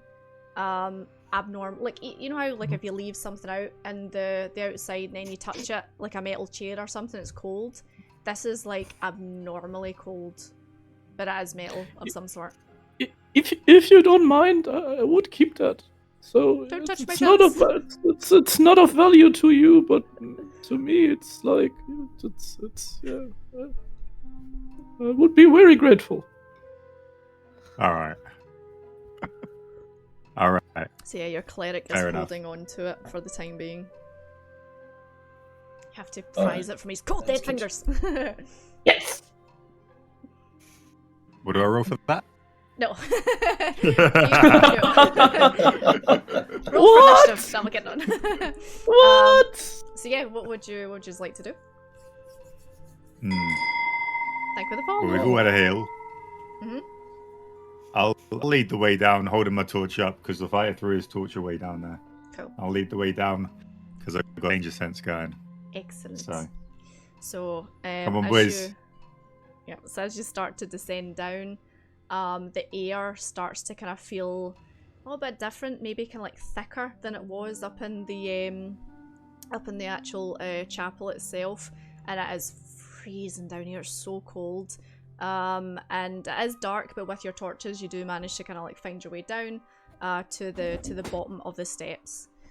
As you get to the bottom of the steps, you are greeted by a large stone room. There are a couple of braziers on the walls that mysteriously are lit, even though this place doesn't look as if it's been used for... Oh my god, you guys are tiny again! Even though this place looks as if it hasn't been used for a very, very long time, there's braziers lit on one of the walls, and in the middle is a very large, kind of like checkered pattern floor. The room's made of stone, and yeah, same kind of cold, dank, musty, thick air as well. My god, that door looks like it's made for a giant. Not a very big giant. That tiles too, very big. The room is pretty big, yeah. But yeah, there's a door in front of you with a very large, kind of like carved, fancy, ornate archway, and a kind of like empty space by the looks of it in the middle. Like it's like wall in the middle, and it's just like blank wall. It's hard to tell. It just looks black. Can I look at it very intently? You can give me an Eldritch Insight check, please. Oh boy. Told you it'd either hinder or help you. 19. Wow, okay. So where are you, Marble? You're on 2 points. Yeah, so you get up close to this thing. And you've been around archaic things before, you know magic. You've felt it before. This has the similar taste to it, I suppose, as magic, but it's something much, much older and not of this plane. This is very, very alien feeling to you. And you feel as if there's something else there, there's something behind it, but it's kind of like holding itself back from you. Interesting. There's something here, but I can't quite reach it.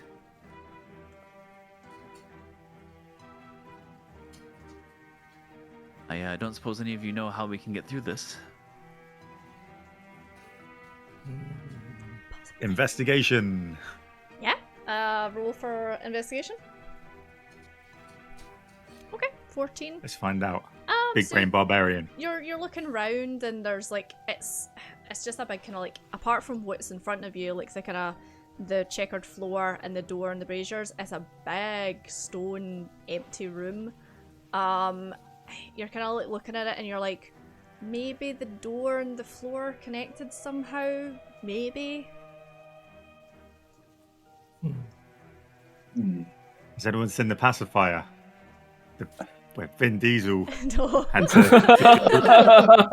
he had to get across the checkered floor in the right pattern. I remember this. Yeah. Yes. I don't feel stupid then, right? No, you're good. How's the Peter Pan dance go? I don't remember how it goes. I like vaguely remember it. I can tell you now, it's not the pacifier. I've not seen that movie. Okay. Sorry. I want to cast detect magic. Ooh. Maybe the tiles are magic, and maybe we can see which pattern we need to walk. Yeah. But it's worth a try. Is there a radius on detect magic? For the duration, you sense the presence of magic within 30 feet of you. So I'm the center and everything around me in 30 feet. Perfect. Yep. So you cast that, and this whole chamber seems to have an aura about it. But you see this kind of like, almost kind of like faint like line of kind of like waves of Mhm. something go between the board or the floor. Sorry, not the board. The floor Mhm. and the door. Specifically the archway. The archway seems to kind of like hum with some kind of like something, Hmm. as if there's like something there, but you can't really see what it is. Hmm. I do think too that the tile is somehow connected to the gate, but I can't see any combination. Mm, And I'm gonna try and just step on a tile. Just tell me what one you're stepping on. Because I Just was by the door. move I your say, character. Yeah. Yeah. I'll step on this one. So it's by Okay. the door. You step on that one and you hear a kunk. Can you make a dexterity saving throw, please? Oh no. Yep. Give me a second. Boom. Hey. 15? Yeah, that's fine. So as you step on it, something. Hold on. Yeah, you're fine. Something flies past your face, like, and you can like look onto the floor, and there seems to be a couple of like darts on the floor to the left of you. Oh. Right. So, Filth Random word, guessing you is not the best idea. Mhm. looks good. pea I wanna try to flow through a.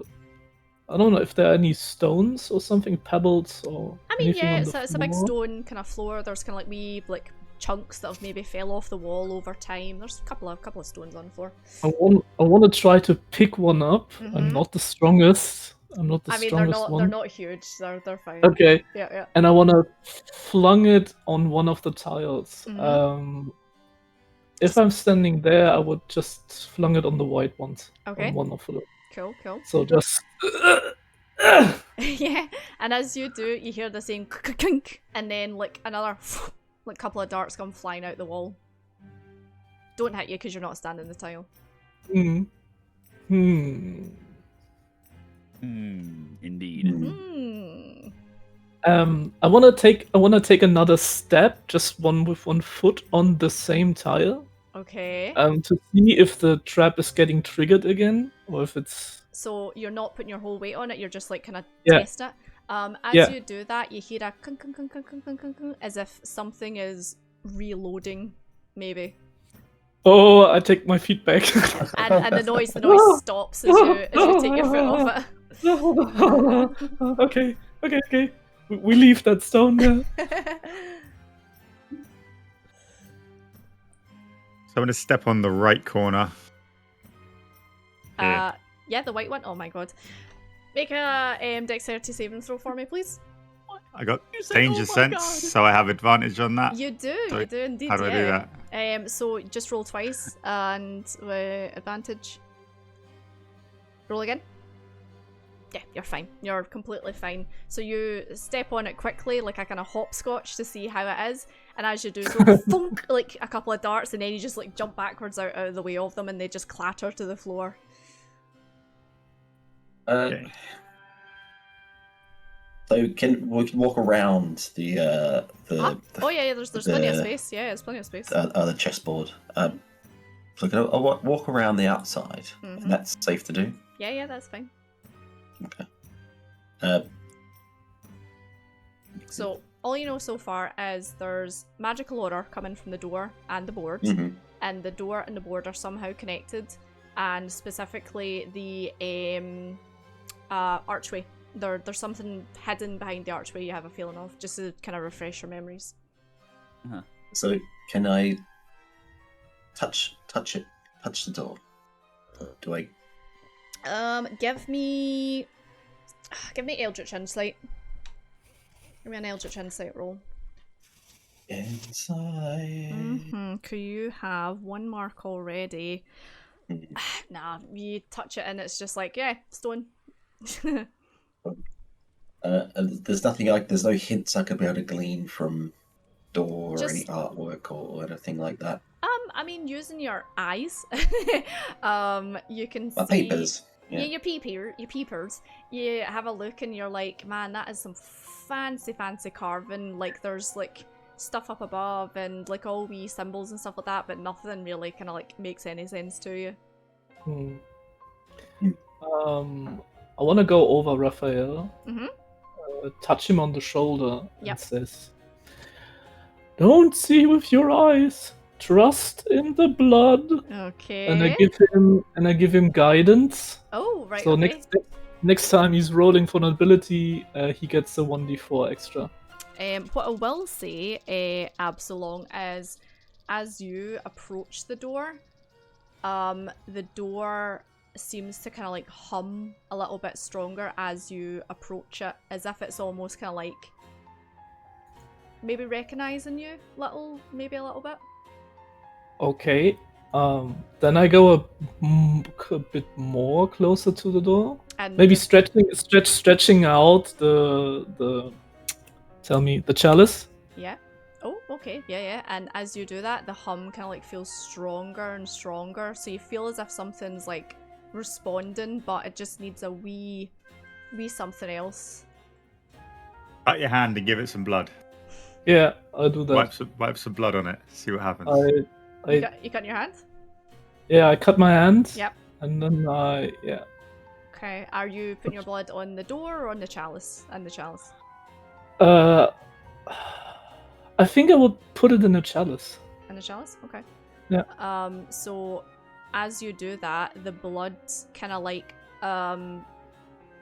almost tries to like jump out of the chalice towards the door. Like your blood kind of like sloshes and kind of like moves on its own for a second. I would touch the door then. Okay. Bloody hand. Give me a Eldritch Insight roll, please. Yes, ma'am. If I find my character. Yes. Yeah. Inside. There. Wow. Okay. Yeah. So pretty much as soon as your bloodied hand touches the door just like starts to like kind of vibrate and glow and like kind of move. And as you take a step back, some symbols appear on the door and then on the floor as well. If you want to move your characters over to this one. Yeah. However, the symbols are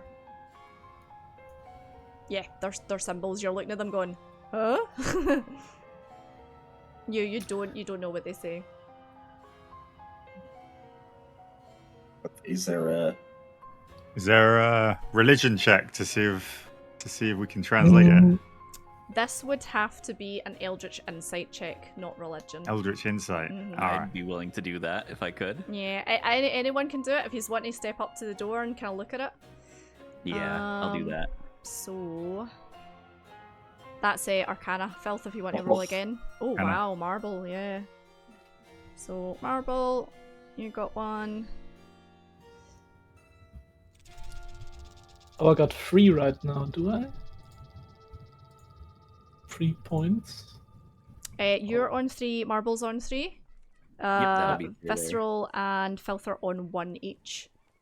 Are these rolls going through? I can't see them. Oh, there we go, they're popping in now, they're just a bit slow. Cleric. Oh, Senor, you're on 4. My goodness. You're either gonna get some help or some hindrance here. It's like gaining insight in Cthulhu. Pretty much. Okay, so let's see. Marble, you step up to the door and you're kind of like studying these symbols and they're totally alien to you. They don't make any sense, but then something just at the kind of like sides of your head just kind of like touches your head for like just the briefest of moments, and a voice kind of comes into your head and says, "You're born of the blood, made men by the blood, undone by the blood, fear the old blood." And you kind of look at the symbols on the door and you look at the symbols on the floor and see that they are matching. So we need to So we need to match the pattern we touch with the sentence we got. Oh, Yeah. also Absalom, as you're kind of like telling the guys this, and Mhm. you're saying, oh, it says we're born of the blood made men by blah blah blah blah blah. You just feel a tiny little tug at your leg. I'm looking immediately at my leg, so maybe I'm just explaining something and then I stop and I look at my leg. So as you look down at your leg, you see a tiny white skeleton hand like grab onto your cloak and kind of like tug it, and then slowly up through the ground a little top hat appears and a Get away from me! tiny Get away from me! tiny skeleton Get face away! looks up at you Get away! and goes Get away! Get away! and then it just goes and then just back into the ground again, back into the stone. I stumble with the back to the door, like, get away! Leave me be! You all right, Absalom? Didn't you see that? Something came from the ground and then touched me. There was something Did any of down. us see this? You can roll for Eldritch Insight if you want, anyone. I would love to. Yeah. Yeah. 9. Oh. No. 8. No. No, none of you are all like, like you look at the ground, it's like solid stone, you're like, concerning. Didn't you see the big baddie up there? What? What? Nah. What? No. No. No. What? What? You didn't saw it? It was It's the old- small. It's the old blood What? flakes. White, The old white blood flakes who got to white- his head. White skin and had a head. A top Absalom, hat. Absalom, as you're describing this to the guys, you see it kind of like appear at the ground in front of you again, and it kind of goes like and points at its hand, like where you've cut yourself in your hand, and then just like disappears back into the floor again. Look, that's what you get for eating dirty, dusty blood from Look at my just look some at- container you find on the shelf. So look at my hand, and I look at the thing that it was, and I have my eyes wide open, and I'm really pale. Like, what the hell is going on here? And Yeah, this is some Then weird I- shit. yeah, and then I try to focus myself and explain the rest of the thing with the tiles in a shaky voice, like. So we are born of the blood, made men by the blood, undone by the blood, fear the old blood. So I guess we need to touch the tiles in the same order as this sentence goes to open that gate. But it's just a guess. well, it's, Okay. if you can see it, where should we? So can we all see the symbols? Yeah, you can all, so you can see them now. Now that they've been revealed, you can see them on the arch of the door and on the floor as well. And they seem to be like a kind of weird, glowing, archaic, kind of power. So I'm going to walk I'm gonna- around to this corner. Hmm? And I will touch it first with just a regular ungloved hand.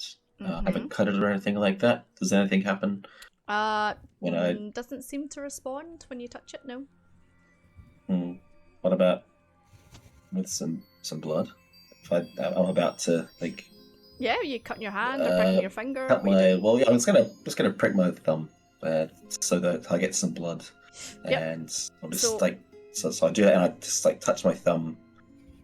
So as you to do the- that, the symbol kind of like starts to glow, and then the symbol actually like glows on the back of your hand, as if it's kind of like shining through it, like translucently. It seems to respond. Okay, that's out there. I'll rinse and repeat on the next tile over. Same again. You cut your finger, stick it on. The symbol can like vroom, like glows, and then can like translucently like kind of floats above your hand as well.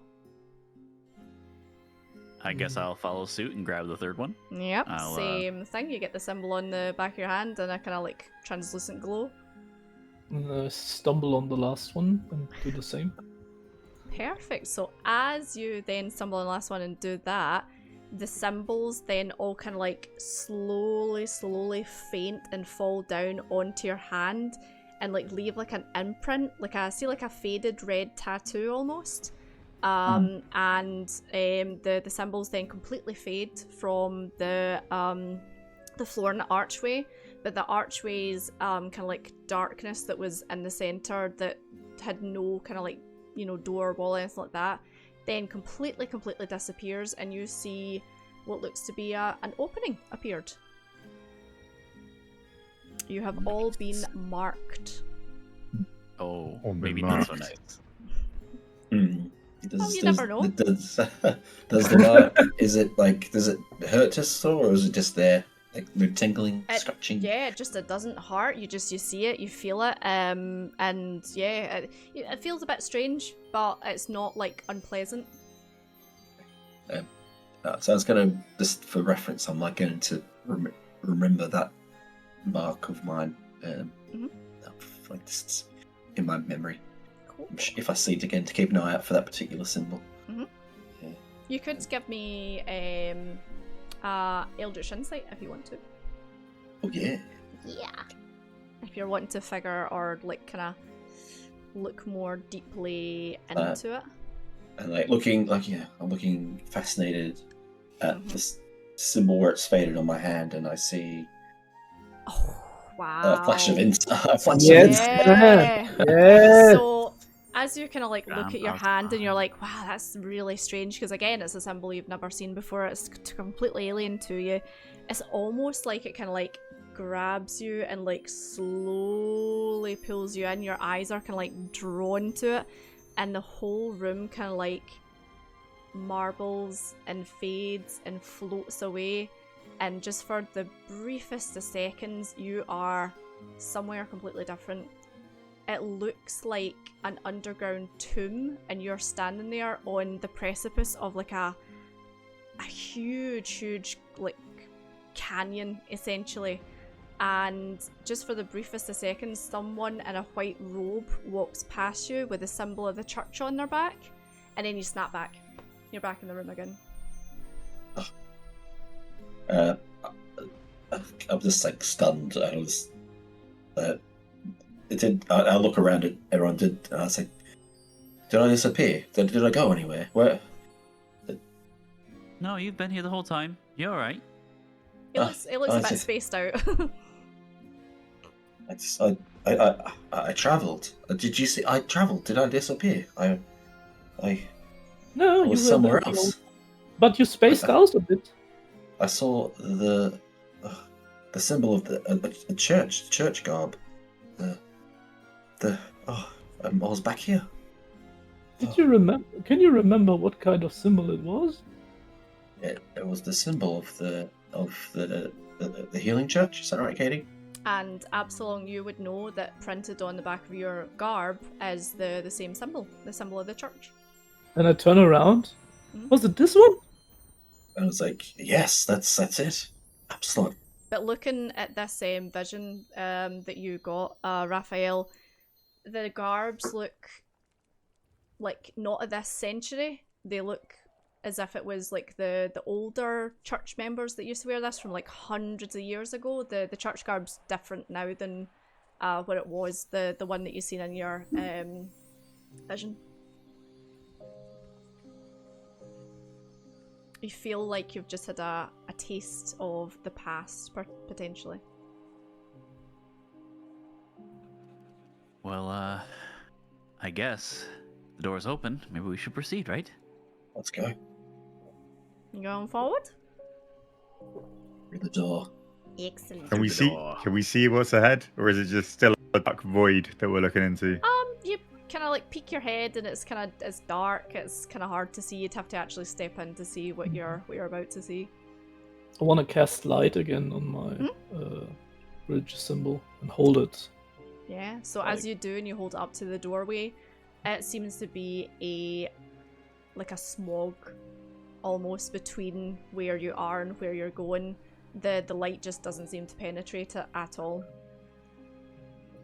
Poke my javelin through the doorway and give it a little wiggle, just to make sure there's nothing there. Your javelin freely flails around. It's boss time. Feels safe. Feels safe, boys. It feels safe. Feels safe. Are you Yeah. forward? Is there a lantern on the ground nearby? Yeah, you chucked one down the stairs, mind. Okay. But stepping through. Well, let's go. Stepping through. Okay, so you step through this this black smoke, kind of like smog, and find yourself in a rather large, again surprisingly well lit room. There are a couple of braziers lit. There's some kind of like paintings hanging up. There's a table with some stuff on it. It looks it looks like a nice room, considering you were just in a big stone tomb 2 seconds ago. Can't see that yet. Oh shit! Sorry. Might be blinded by the smog. There we go. You're blinded by the smog. There you go. I've dragged you over. Oh, there it is. So you guys are coming in from the bottom. Yeah, just there. Yep. I can see a treasure chest, Alex. That's mine. How can you see that? You shouldn't be able to see that just yet. Must be on our layer, not the GM layer. Hold on. Tokens, maybe? Okay. Well, yeah, you can see it. It's fine.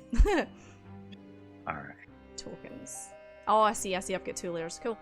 Yeah, there's a treasure chest, it seems to be as well. Treasure chest. Treasure. Is there any symbolism we'll recognise here? Yeah, so this room with the canvases and stuff like that seems to be covered in the same kind of like alien symbols that you've seen above the door and more. Again, ones you don't really recognise. Yeah. Starting to get a feeling that whatever was going on down here was maybe out your depth, like something that's, a bit spooky. Can I examine or look deeper into some of these tapestries and maybe these different symbols that we haven't seen before? Give me an Arcana, what do you call it? An Eldritch Insight, please. Arcana. There you go. Oh, perfect. Right, nice so one. You're at full Eldritch Insight. So yeah, grant us eyes. You can you look around, eyes. Look around the room, and there's loads of these tapestries, but one in particular seems to kind of like catch your eye, and you kind of stop and like look into it, and you're kind of like studying like the symbols and the runes and everything. And welcome to Katie's Sex Dungeon. Oh my god! And as you're kind of like looking at it, the same thing again. Like the whole painting just seems to like envelop and wrap around you, and you're just taken from where you are to the same kind of location. It's like a huge cavern, and what you see is 3 church people in the kind of like older looking garbs with the symbol of the Healing Church on their backs, and they're rifling through the ground and kind of like pulling things out, but the things that they're pulling out are really strange looking to you and really alien looking. You see that kind of like infant great one kind of like curled up, and one of the people's holding it and like kind of examine it, and there's like kind of gungy gooey stuff dripping off it, and you then see a man walk past you, again all with a church garb, but with this huge kind of like iridescent blue glowing sword on his back, and he's got this long dark flowing hair and really defined chiseled features, and he just kind of like for a brief second looks over his back and like looks you straight in the eyes, and then you're back in the room. Oh boy. That healing church of yours, Absalom. Hmm? Did they ever have a really important figure among them? Maybe one that had a very shiny, glowing sword? Shiny glowing sword. You can give me a religion check if you want to. Hmm. And I'd say give it advantage because, again, man of the church, you know a lot about the church's history and stuff like that.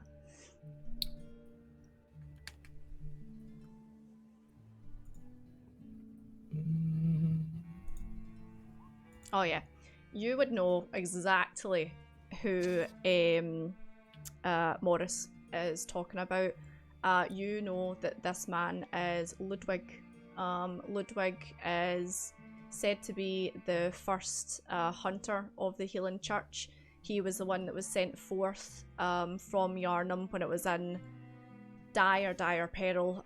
People were dying of illnesses and falling to sickness, and it was spreading like a fever throughout the entire land, and there just seemed to be no cure and no slowing it down. So people then started to look to the church for answers and for help, and the church then looked to otherworldly you know, kind of answers to see if they could get help for the city, because nothing of this plane was helping. And supposedly, Ludwig was the one that found the healing blood known as the Pale Blood. And he was the one to bring it back to Yharnam. You talking about the Holy Blade, Ludwig? That's his name. Which man you described? And I'm telling him the story, but I'm leaving away this eldritch and higher being thing and just telling him that Ludwig was the one who found how we can minister and create this healing blood and all the stuff. Cool. And like as he's like telling me a story. It's like, well, your members of your church were holding those little things, the symbol we saw upstairs. They were like pulling them from the ground. Is that normal? I don't think so. Maybe something happened here that wasn't even known to us. Huh.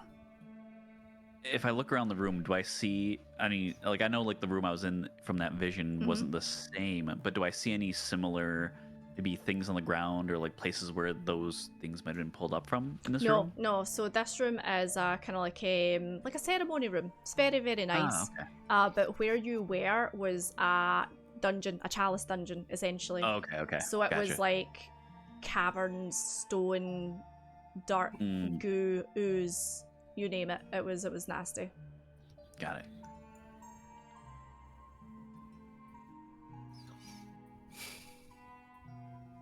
Does anything in here, like this room or something, is familiar to me? I had this familiar sensation up in the room where we found the chalice. Yeah, I would say with all your checks, I mean the chalice stuff, that and Ludwig, they have. Oh my goodness! Thank you very much for the raid. Welcome in. Welcome, raiders. I don't know what love is. Welcome. Watch out and now. Welcome in, raiders. Hello, how's it going? We're doing a Bloodborne DnD one shot tonight. We have some lovely untas with us today as well. We have Senor Marble Visceral and the Filth himself as well. This is actually Filth's first time doing some D&D. We're popping his D&D cherry tonight. And yeah, thank you very much. Thank you for the raid. Hope D&D is going well. Thank you very, very much. We're in a spooky room just now. We're in a blood ceremony room, and the guys are just doing some exploring just now. Sorry, someone asked me a question here. It was Absalom. Sorry, what did you ask? If I get this familiar sensation that I had before when we are upstairs. Yeah, so you with your high rolls and stuff like that you've had, and your amount of Eldritch insight, you get a feeling that you've been here before. Not recently though.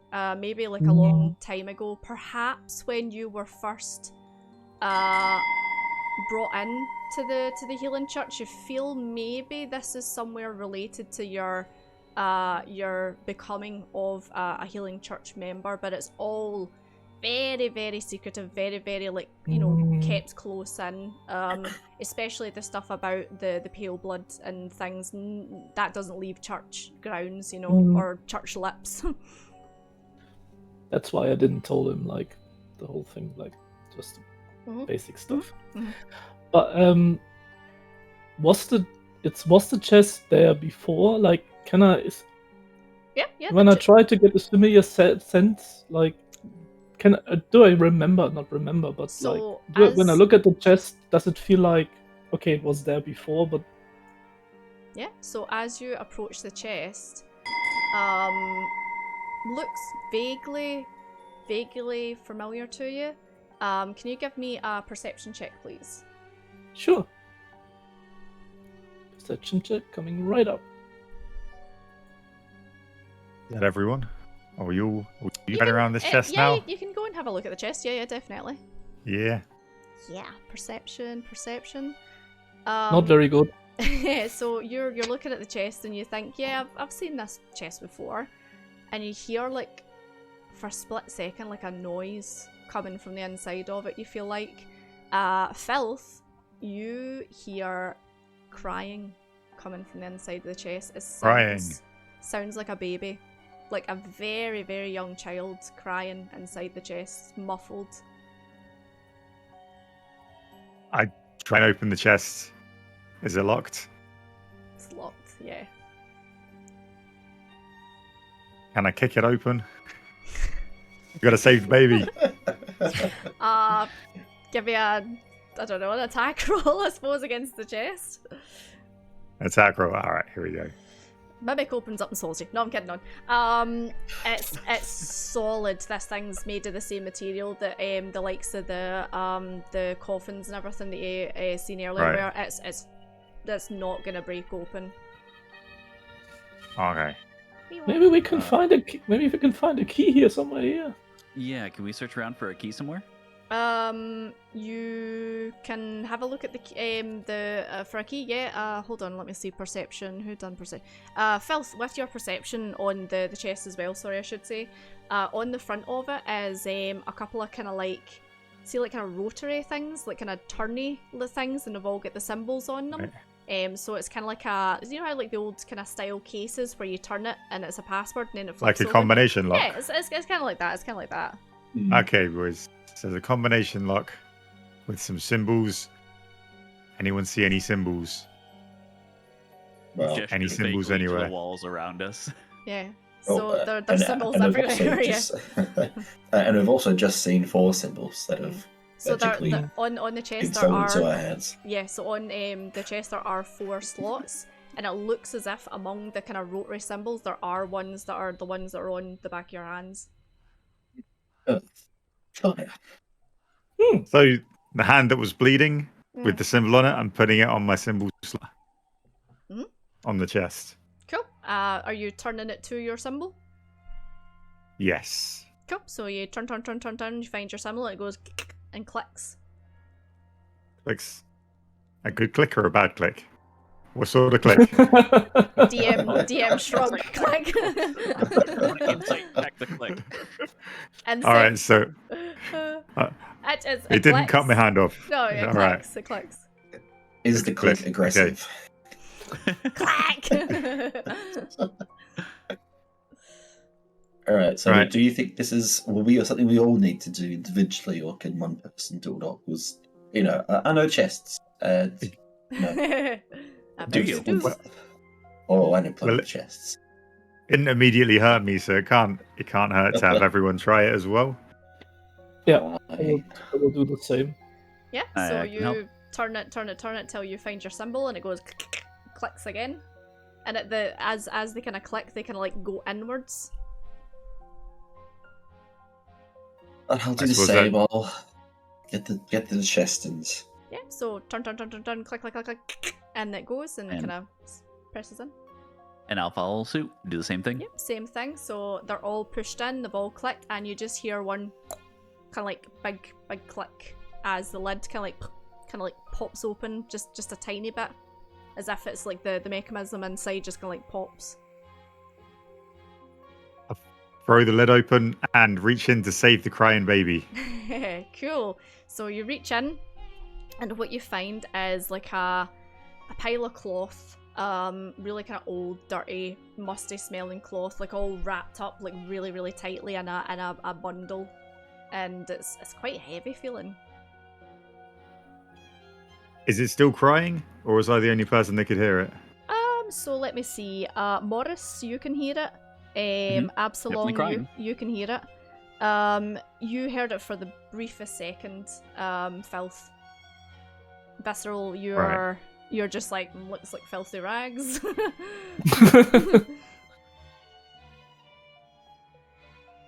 Right, so I'm holding this bundle of rags. If you like, I can take that for you. I hear it crying. It might need some comfort. Well, I don't hear it cry anymore, so take it. Here you go. All yours, buddy. I Okay, thought so I was I'll hearing take things. It's take yours. the rags, I guess, and hold like the crying rags. Or do I see anything in them now that I'm holding it? So you'd need to unravel them. You can just hear this kind of faint, kind of cry, but nothing. Let's see the little thing. Come here. And I start to like unravel. Okay. We'll go behind him and just peek like interesting over his shoulder, like. Yeah. So as you begin to unravel it, and there's loads and loads of layers to this thing, like this thing's wrapped up really well, like someone didn't want you to touch it. You peel back the layers, and this thing, whatever it is like, it's really solid and really heavy. And you pull back the final layer, and hold on, let me go to this. You find dink. Hold on, I'll delete the chest actually. There we go. So this kind of like strange, curled, dehydrated, kind of mummified something. Huh. Neat. It's not crying anymore. Oh. Wait, is it? What the hell is that? I don't know. Does anyone recognize this? Can I recognize this? What does it do if I poke it with the werewolf claw? Nothing. Nothing. Okay. Alright. So if you want to try and like investigate what this is, you could give me what's the best thing to roll for this? Probably Eldritch Insight for this one, because this is not at this plane. Okay. Oh, 18. Wow. Go. Wow. 16. 12. 16 for Filth. Oh my god, Filth, you're catching up. Cool.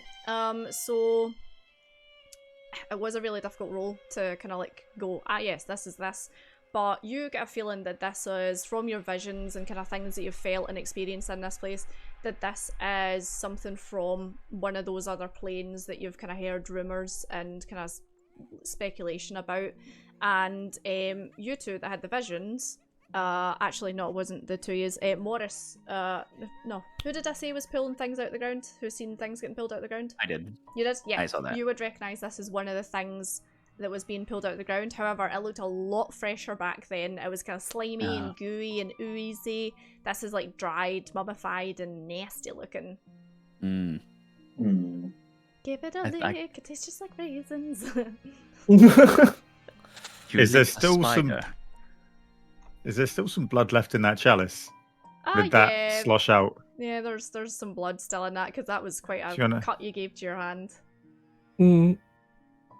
Do you want to put some blood on it, or put that in the chalice with the blood? Rehydrate it. Yeah, maybe see what happens.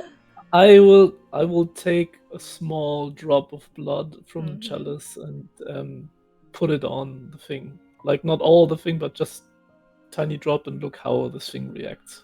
Cool. So what's the worst? Hell break loose. As you do, you take a drop of blood and you drip it onto the mummified whatever this thing is. Maybe we should lay it on the ground first. It absorbs the blood like a sponge, and as soon as the blood kind of like disappears, a tendril like shoots out and grabs your hand and is gripping it so hard. Like, this thing feels as if it's about to break your bones, and it starts to like move itself towards Take it away from me! Towards the cut in your hand, and penetrates into your hand and starts like gulping the blood. And as this thing starts slurping up your blood, it gets bigger and bigger and bigger to the point where you can't hold on to it anymore. It is heavy, it's grown rapidly, and you need to drop it onto the floor. I need you all to roll for initiative. Oh man. You decided to feed it blood. Come on. What good? Yeah, come That's on. a great idea. Feed it. Okay. Feed it with blood. They said. What could possibly go wrong? They said. Right. So, 25 to 20. Oh wow. 21. 21. 21. So you as well. Yes. Okay, so Awesome. Marble God damn. and I Filth. definitely go after him. I have a +1 to my dexterity. Okay. Let's see. 15 to 20. I need to turn that music down. It's a bit loud. No, 15 to 20. No. I got a 16. Sorry. Oh, you get a 16. So Yeah. visceral. Cool. 10 to 15. Me. I got 10. So Senor, and that's everyone, yeah? Yep. Yes. Okay, so as this thing, like, you drop it to the floor and it starts to multiply and get bigger and bigger and bigger, more and more tendrils come out of it. You suddenly see like veins and everything like burst open. This like kind of white pustule blood blows out of it, and there's this like slit that opens up that then turns itself inside out, and as it does so, multiple thousands and thousands of different eyes like all pop at once and like all kind of like turn towards you, and every single one of them is like looking at you and darting about all over the place. First of all, Maurice and Absalom, can you make Constitution saving throws for me, please? Yes. 15. Perfect. Yep, yous are totally fine as this thing appears in front of you at its full size, at its full growth, and this thing is a fully grown great one. This is Abritus, the giant fetus, daughter of the cosmos. That's hideous. So, first up is Filth. What would you like to do? I was going to say run, but maybe...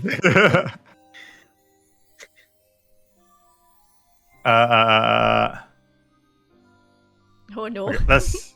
Just have the thing, bro. Just hit the fucking thing. Rage. Rage.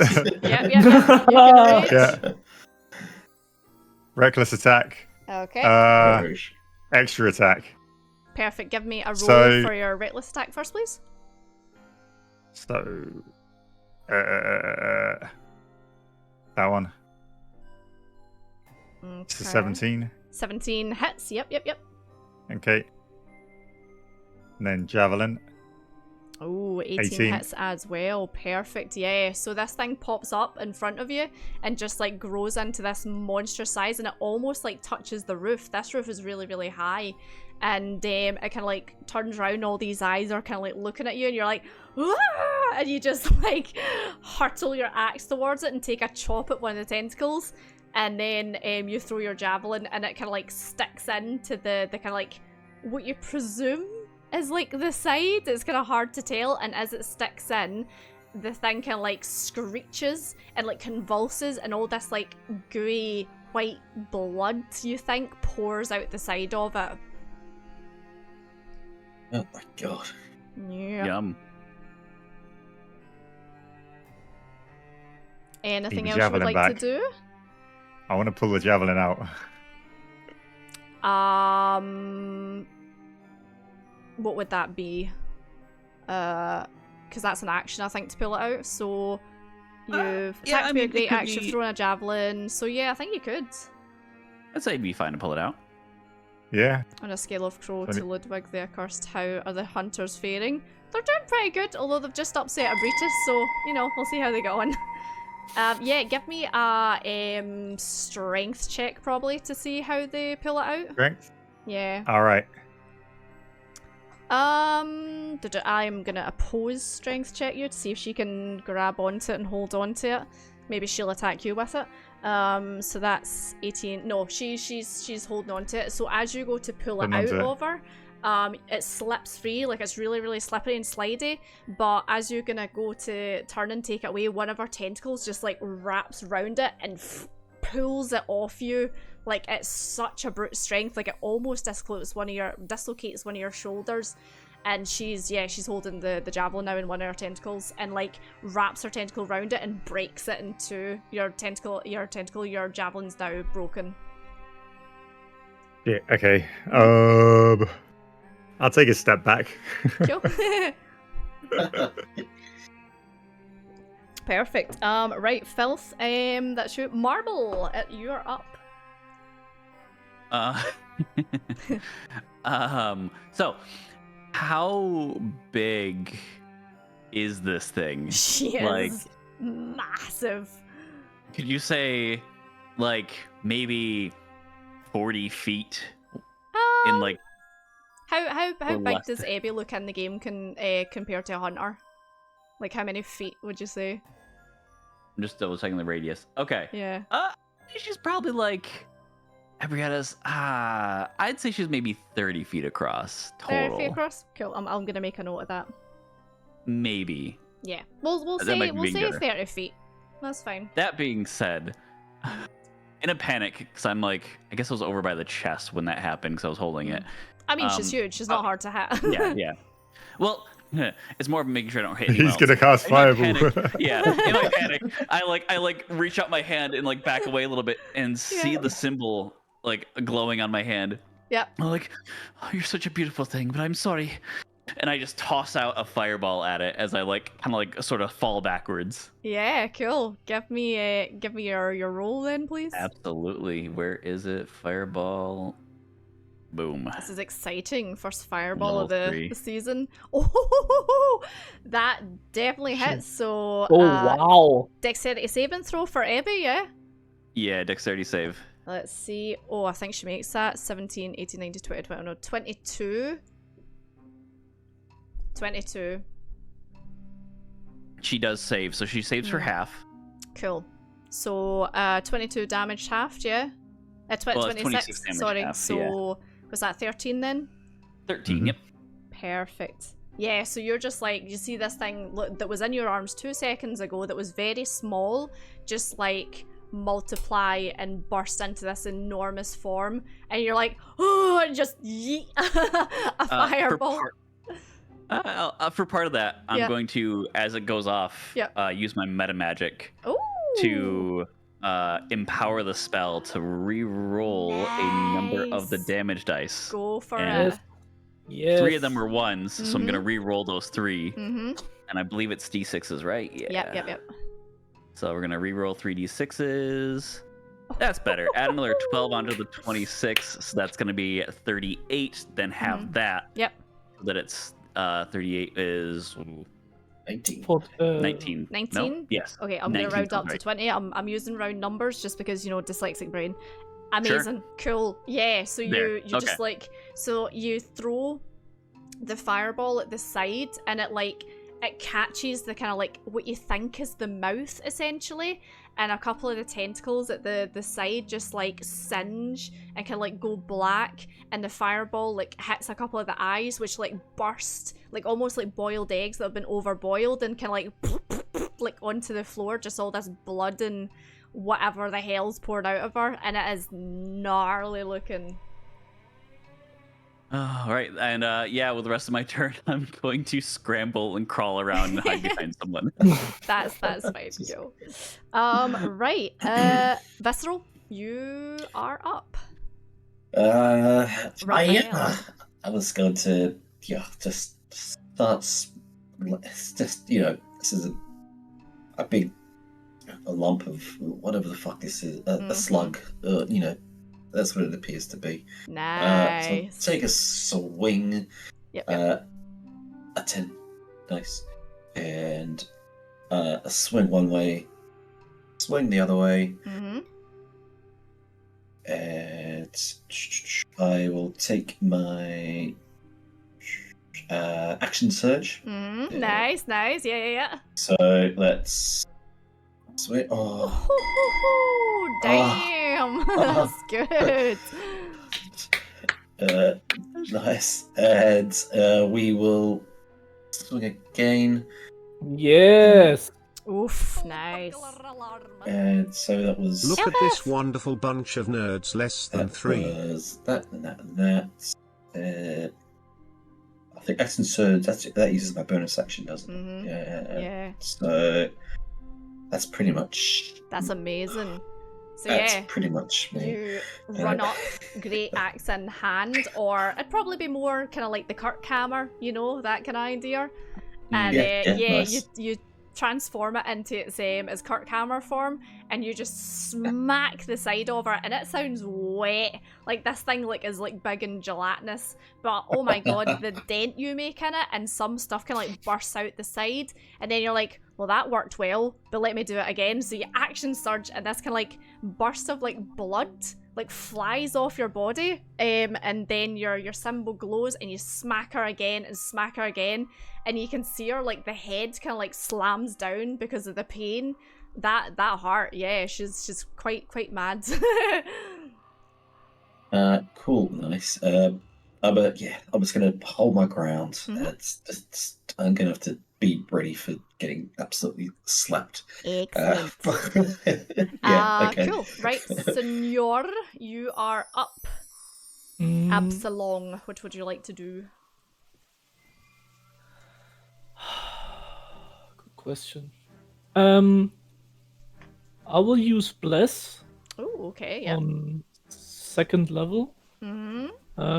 And I will target every one of us.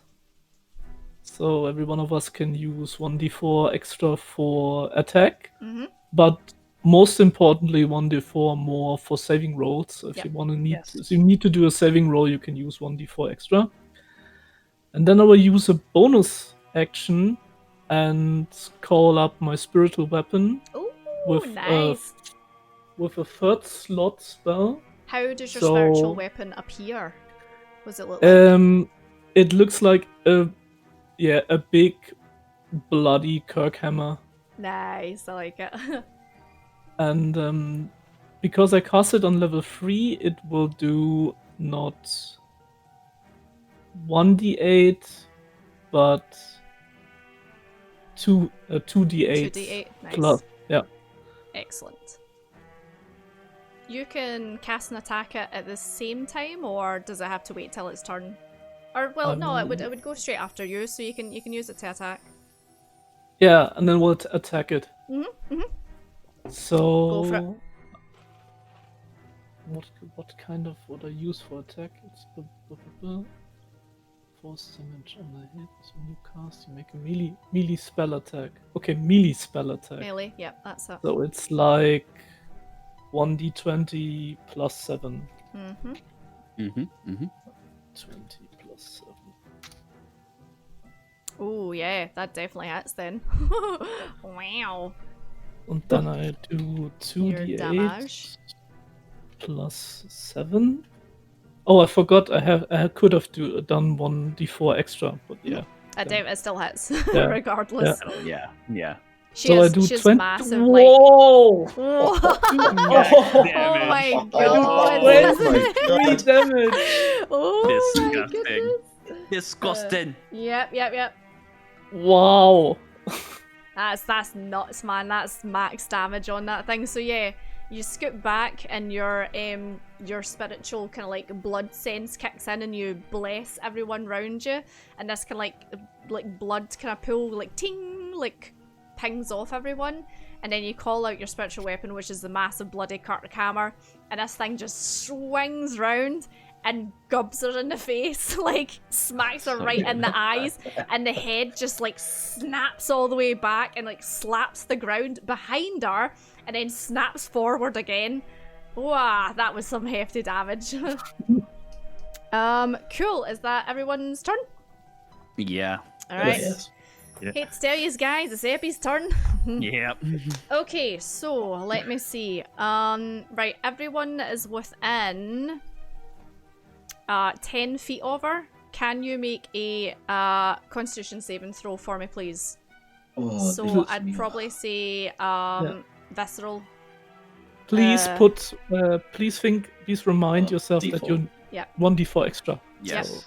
Even It could with save your height. Yep, even with that, you are completely fine. So as she Oh. has... Oh. I think I will not make it.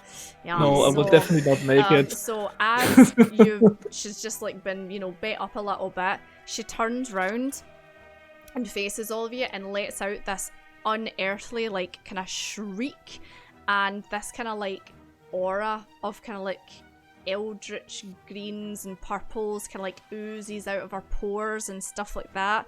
Right, so that is one of these plus.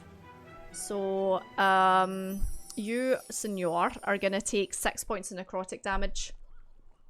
As this like kind of, I don't know, essence just pours into you essentially and kind of takes hold of your skin, and your skin feels a bit nasty after that.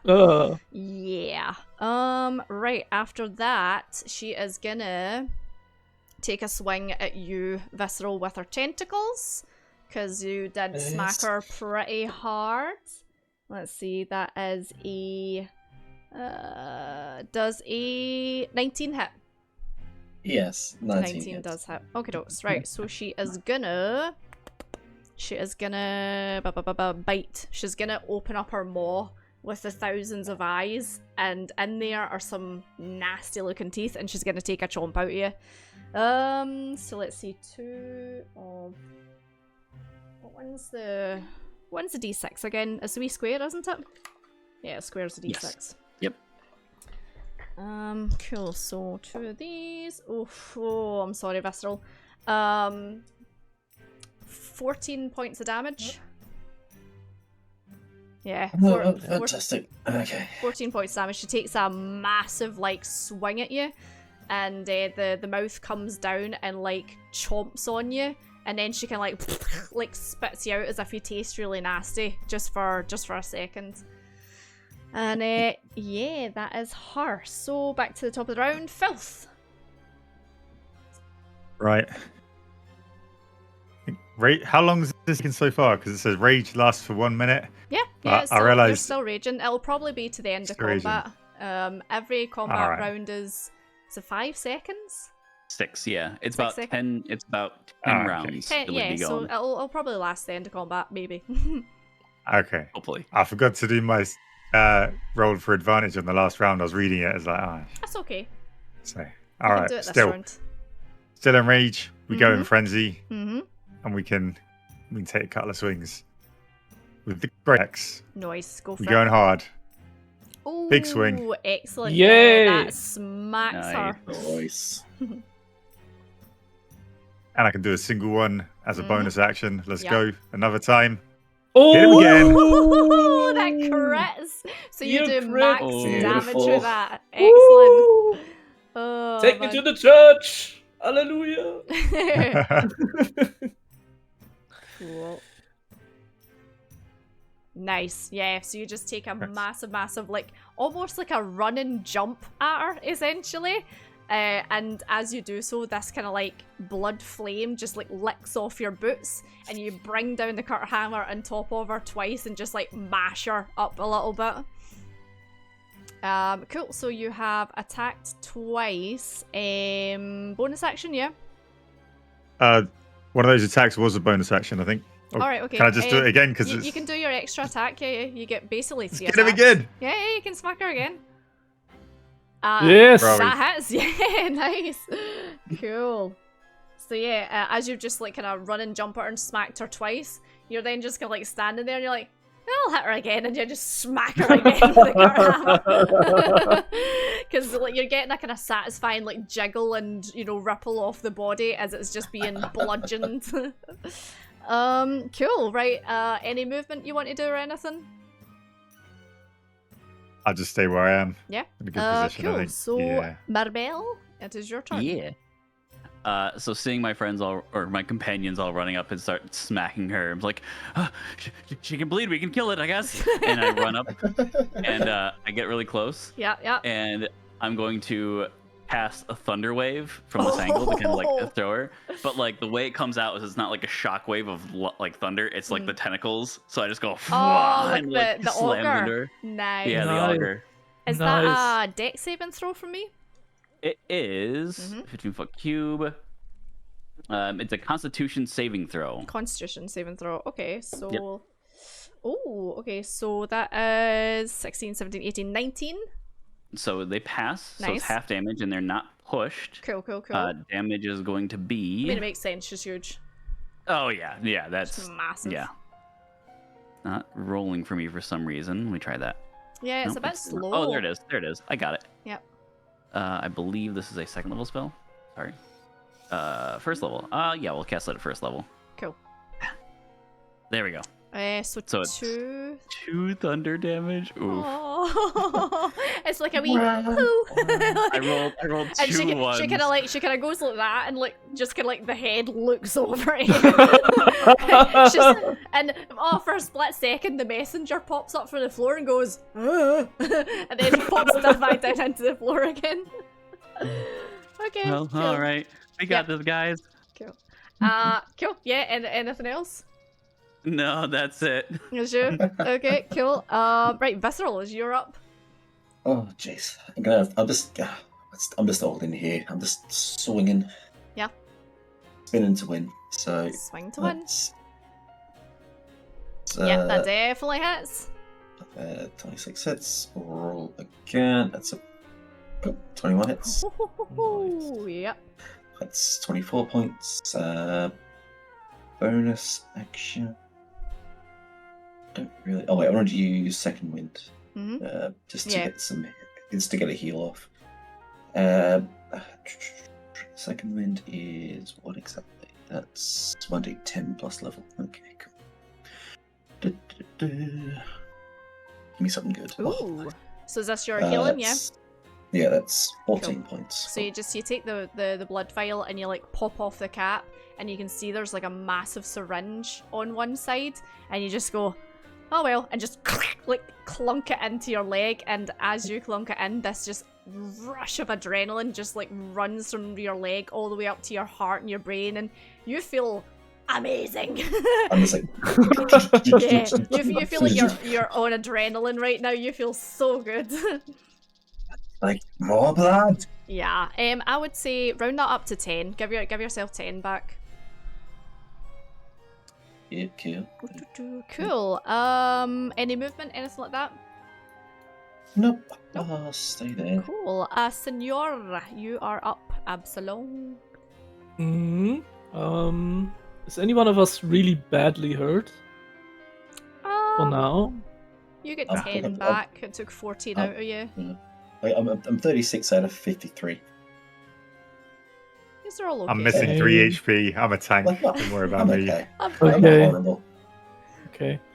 So 30. Yeah, okay. So I will use healing words. No. I will go to Raphael.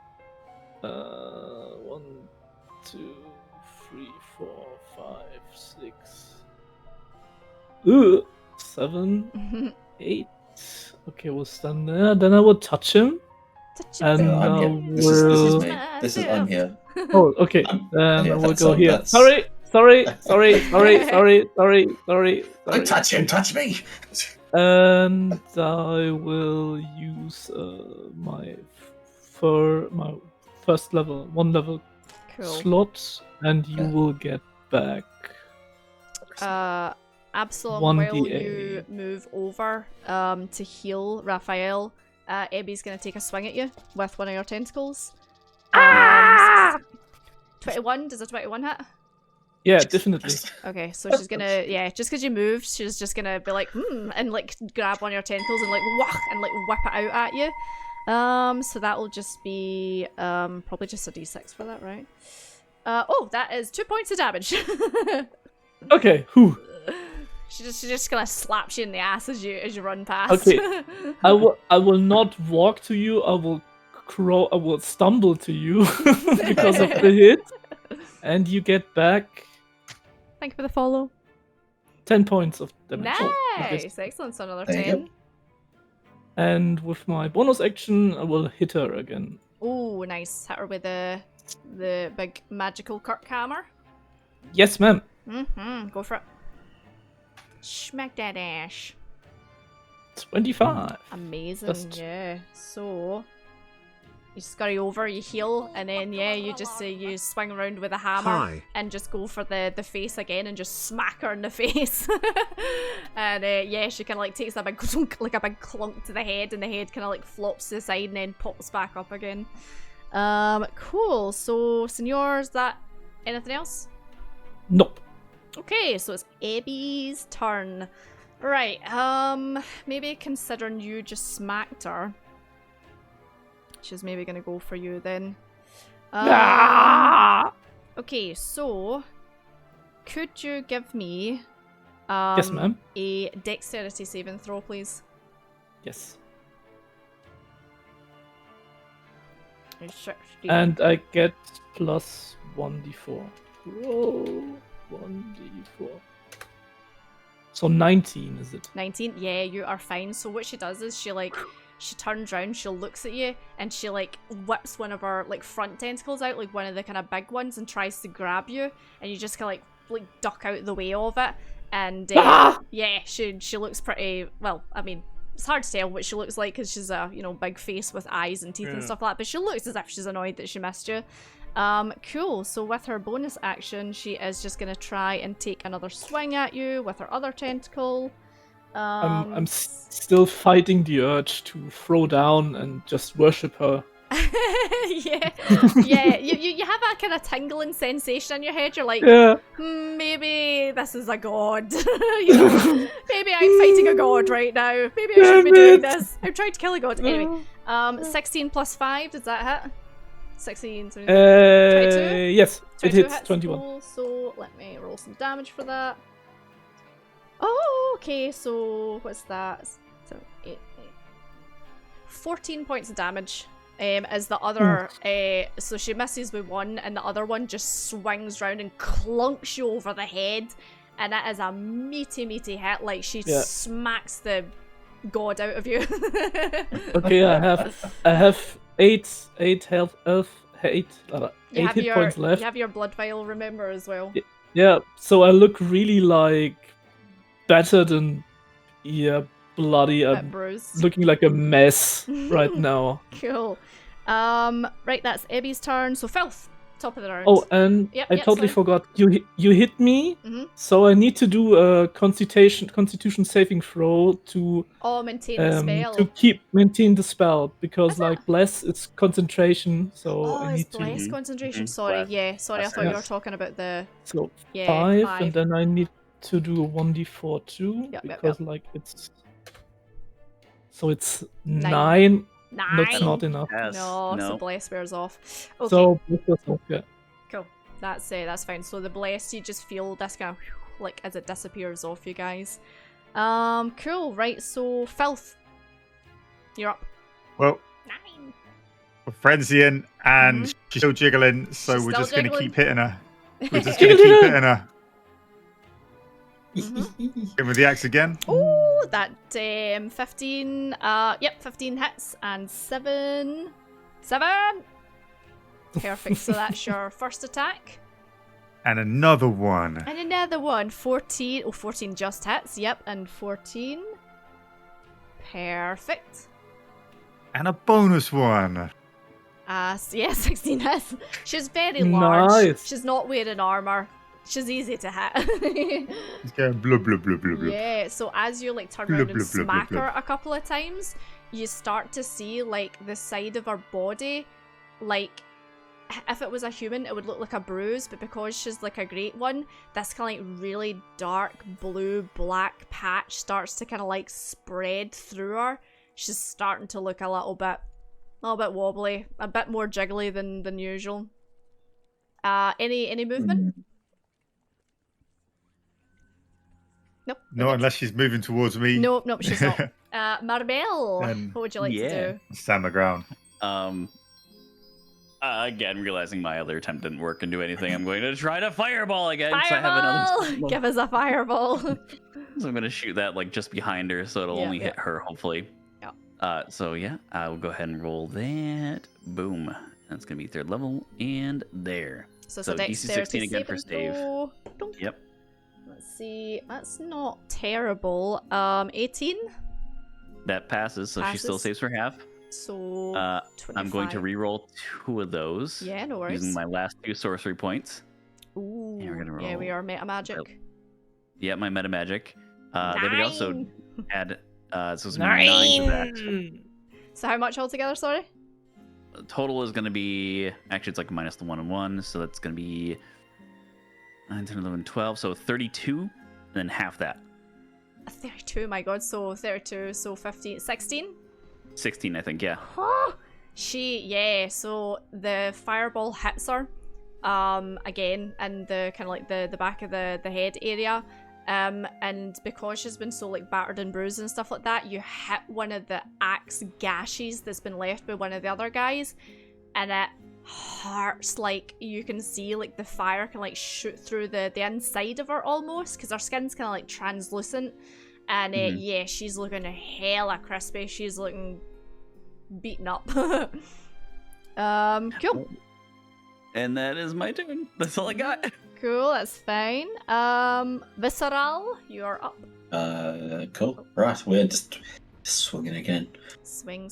Come on. So I'm just, I'm feeling rejuvenated and I'm just like amped up. I'm on edge. I'm just like puffed in my axe. Yep.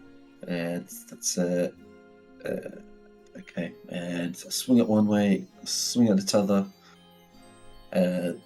Cool. Nice. Yeah, that's so they definitely both 17. Yep. And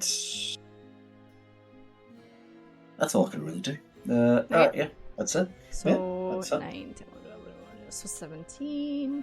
Cool. So yeah, you see the fireball hit this kind of like gash in the side, and you're like, there's a weak point. So you can like run up and you specifically target that bit and just take 2 massive chops at it. And at this point, like, bits of her insides are starting to like fall out of it and slosh onto the floor at your feet. She is really, really hurt looking. Cool, Senor. I will pop my healing, my blood healing potion. So it's a regular health potion, but whatever it is, just round up to the next like even number. So it's 1d4 or how much? I don't know how much. 2d4 plus 2. Yeah, 2d4 plus 2, and then just round up. And that's I count that as a bonus action, so it'll be 8. 8. Yeah. So I'm high up to 16. So yeah, again? You pop the cap off, and you see the big needle, and just plunge it into your leg, and gives you that like that adrenaline feeling. And as an action, I will cast Sacred Flame on her, because I can't use a bonus action again to attack with the hammer. So Sacred Flame is con saving throw for me? No, it's the dexterity saving throw. Is it dex? Cool. Yep. Dex. Oh, that's pretty good. 18 plus 5. So whatever that yeah, is. that's totally enough. Cool. That's Man, this dice is mental tonight. It's rolling so good. Yeah, holy cow. Like normally this dice is like it rolls okay, but holy schmoly. Yeah, so I'm done. So I think I will move a bit back.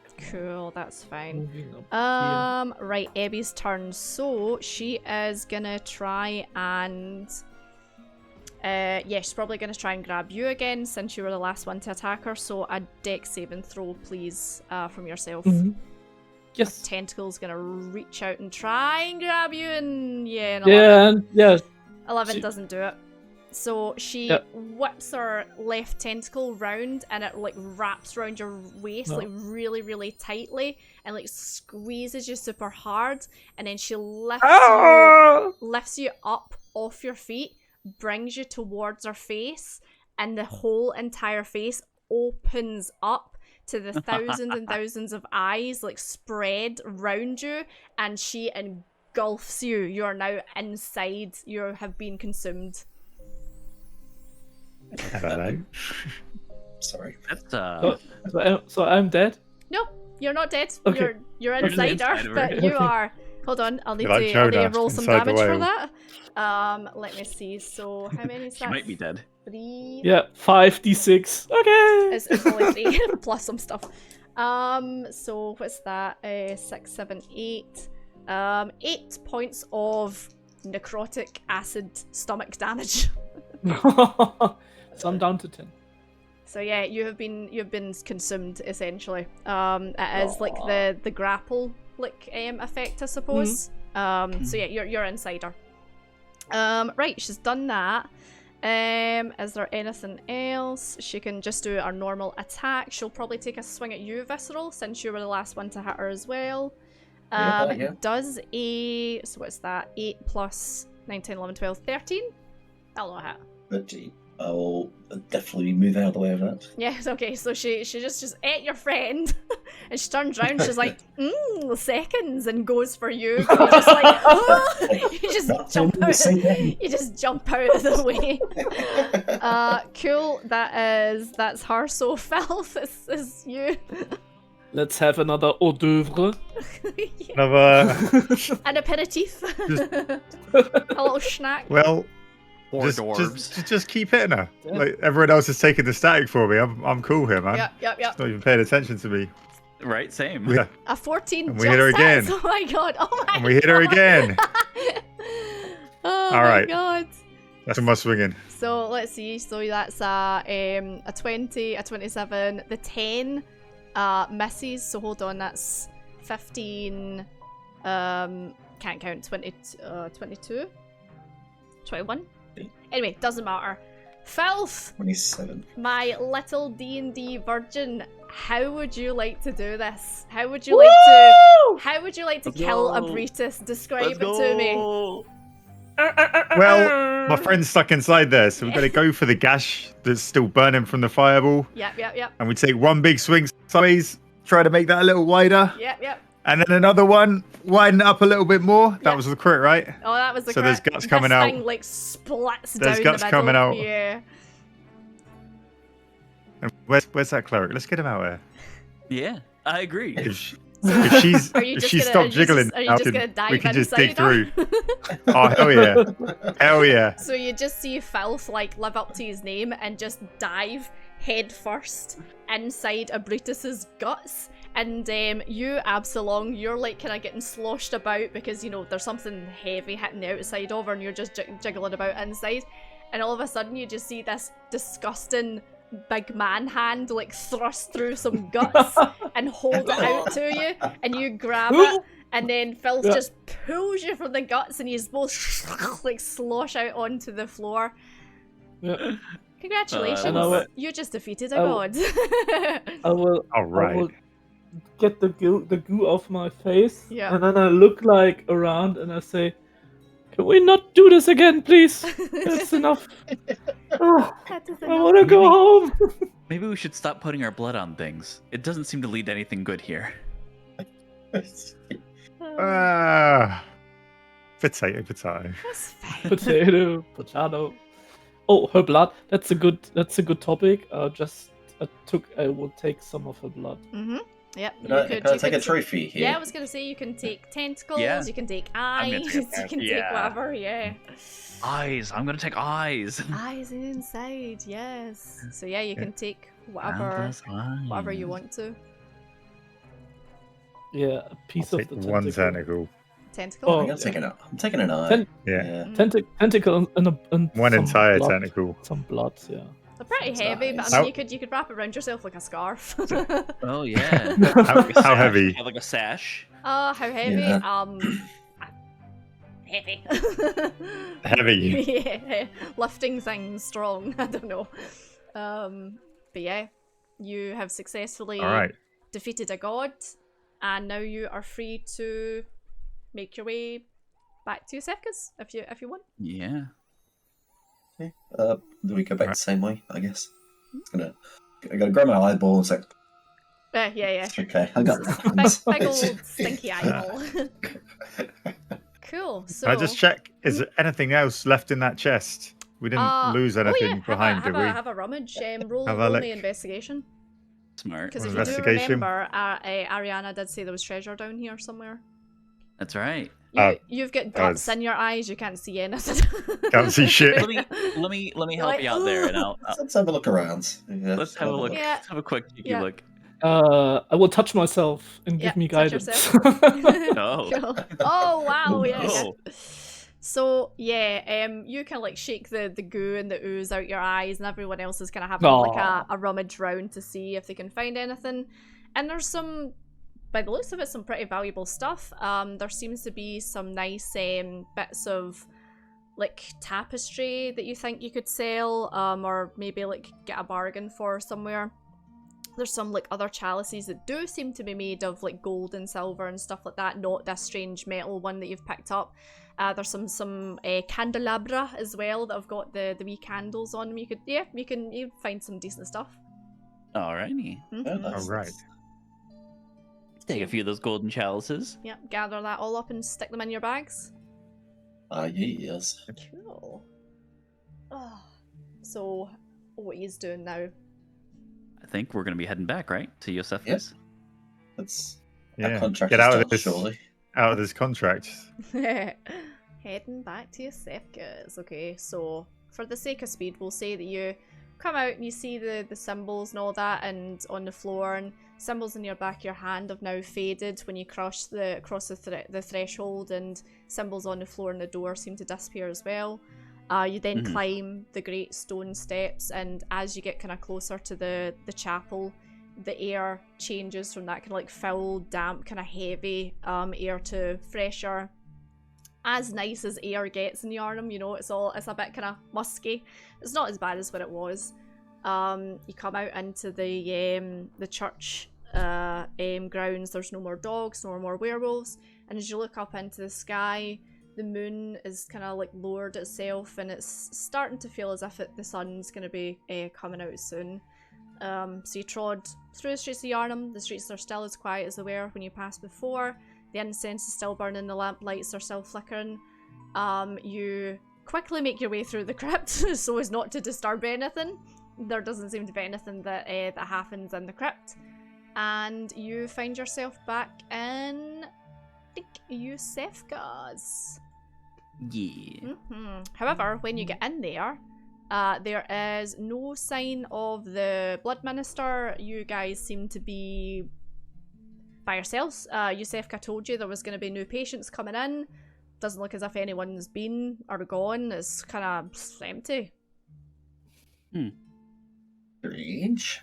Like, I'm sure she said that there'd be more patients. Like, we only sent was it Ariana up here. Doesn't seem to be any sign of her. Call out for Ariana. Ariana. No. We go up to her office, Yeah, can we head up to the Yeah. office? knock on that door again. So Shut the as door. you open up the small door between the stairs of the clinic and the office, you look up the stairs. The office door seems to be a little bit ajar. Well, let's go Well, check it out then. Let's have a look. Yeah. So you step upstairs and you push the door open, and you step into a very nice looking office. It's made of kind of like a nice wood. There's like a desk, a nice looking chair, a window that looks out onto the streets of Yharnam. There's a door at the opposite side, again slightly ajar. Doesn't seem to be anyone in. How we investigate a little bit. Yeah, can we investigate this room a little? Yeah, give me rolls for investigation. 8. 14, 16. Cool. So yeah, with the I'm just here looking out the window. yeah, you're looking at the sun kind of come up and the moon go down. You're like, oh, nice. As your frenzy kind of like wears off, you're a bit like, but yeah, 14s and 16s. Doesn't look as if anything's kind of out of place or anything like that. You do look down the floor though, and you see some kind of like scuff marks leading towards the door at the back, as if there's been like people kind of coming and going from the back of the office. Let us open it. Yeah, let's go check that back. Yeah. Yeah. So, as you open up the door, let me see. Morris and Absalom, you see something lying on the floor, which has a kind of human shape to it, but isn't human at all. It is gelatinous, blue, and kind of sticky, slimy, kind of looking wet, and has a very large elongated head with like long tendrils for fingers and toes, and doesn't seem to be a mouth or anything like that, and it has two black, like olive looking eyes, and it appears to be dead. As for Raphael and Filth, you look down and see the body of Ariana. What's this thing there? I'll exclaim, like, Ariana. Yeah. What? No answer. Does anyone see this big blue slime ball? And as you are having this discussion, from the kind of like just round the corner, this seems to be like a long kind of corridor. Again, Raphael and Filth, a tall, pale woman with dark eyes and wearing kind of like a surgical, like a white surgical slip, comes around the corner and looks at you. However, Morris and Absalom, you see another one of these creatures making its way towards you. Hey, what are you, friend? And I start to move a little bit closer to it. I will ready my mace. Mm-hmm. So, and I take in a... Yeah. So Morris, Yeah. as you approach it, it kind of like stops and like looks at you, and kind of like just goes and like some kind of weird noise. Raphael and Filth, you hear a woman's voice say, "Oh, you're back. That was very, very fast. Oh, do excuse the poor girl. She came in and she was very, very unwell, and unfortunately, she didn't make it." And she introduces herself as Yusefka. You're Siska. I'm Yusefka, yes. Well, I was the one who... This one, and she points at you, Filth, was very rude too. You're very lucky you got any blood ministration from me at all. I was trying to save you from a locked room. Of course you were. And as she's speaking, the two of you, Absalom and Morris, you just hear the same and she's just kind of like jiggling and just kind of moving like weirdly, you know? Raphael, did you just call that thing Yusefka? Well, it is. Don't you see? That's the lady. She looks at you and from she's behind like, the door. she's like, "Thing? What do you mean thing? I'm Yusefka." And I look back, and it's Yusefka's body on the ground, right? It's Ariana's body on the ground. Ariana. Yeah. Oh.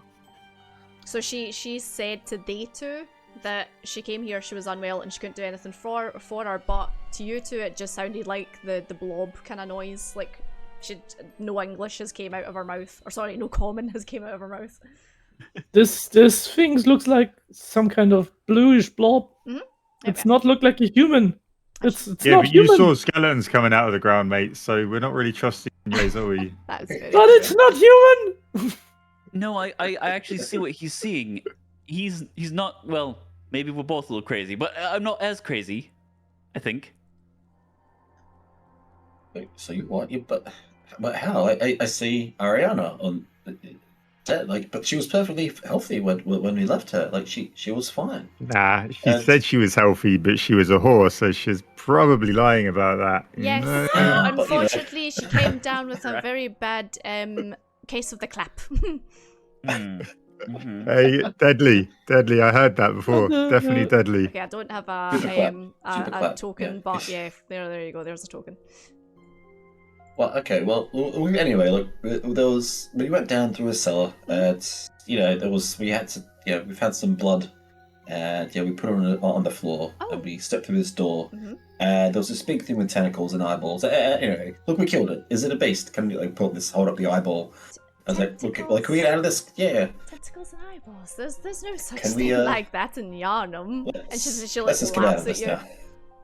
We do a quick arcana. Ah, shit, nah, it didn't work. Insight check it would be, or no, perception. Insight check. Perception or insight. Perception. Yeah. Perception or insight, whatever one you want. Not the Eldritch Insight. No. Yeah, whatever one you want. All right. 10. Well, believe it or not, we saw it as we killed it.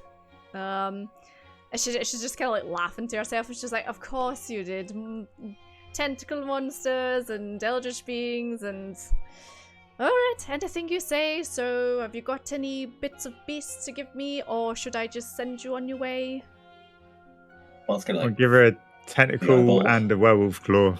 So she takes the werewolf claw off you and goes, "This will do, thank you very much." And she gives you like a small pouch, and she looks at the tentacle and she's like, "And as for this, I can see you've probably been down to the local fishmongers. I have no need for that. Please put it in the bin on your way out." I see them like handing the things over, and so I'm like, and I have this eye thing.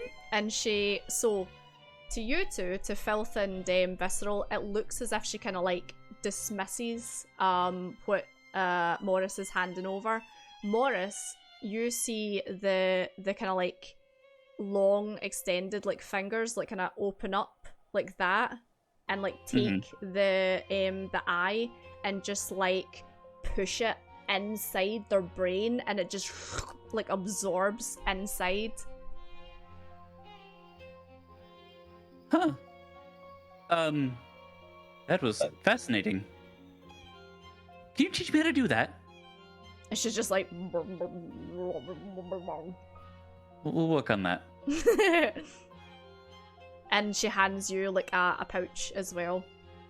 Hey, thank you. Yes, Yes. I give her the tentacle, but I just like, if you're trying to give someone something really, really filthy, like, and not going So, close to her, like, as you kind of like gingerly kind of like hold it out to her, the head like lurches forward, and this like kind of tiny opening that you think's maybe like a mouth, kind of looks like a butthole, opens up, and the tentacle just goes and like just goes inside, and it disappears, and then she hands you over a pouch as well.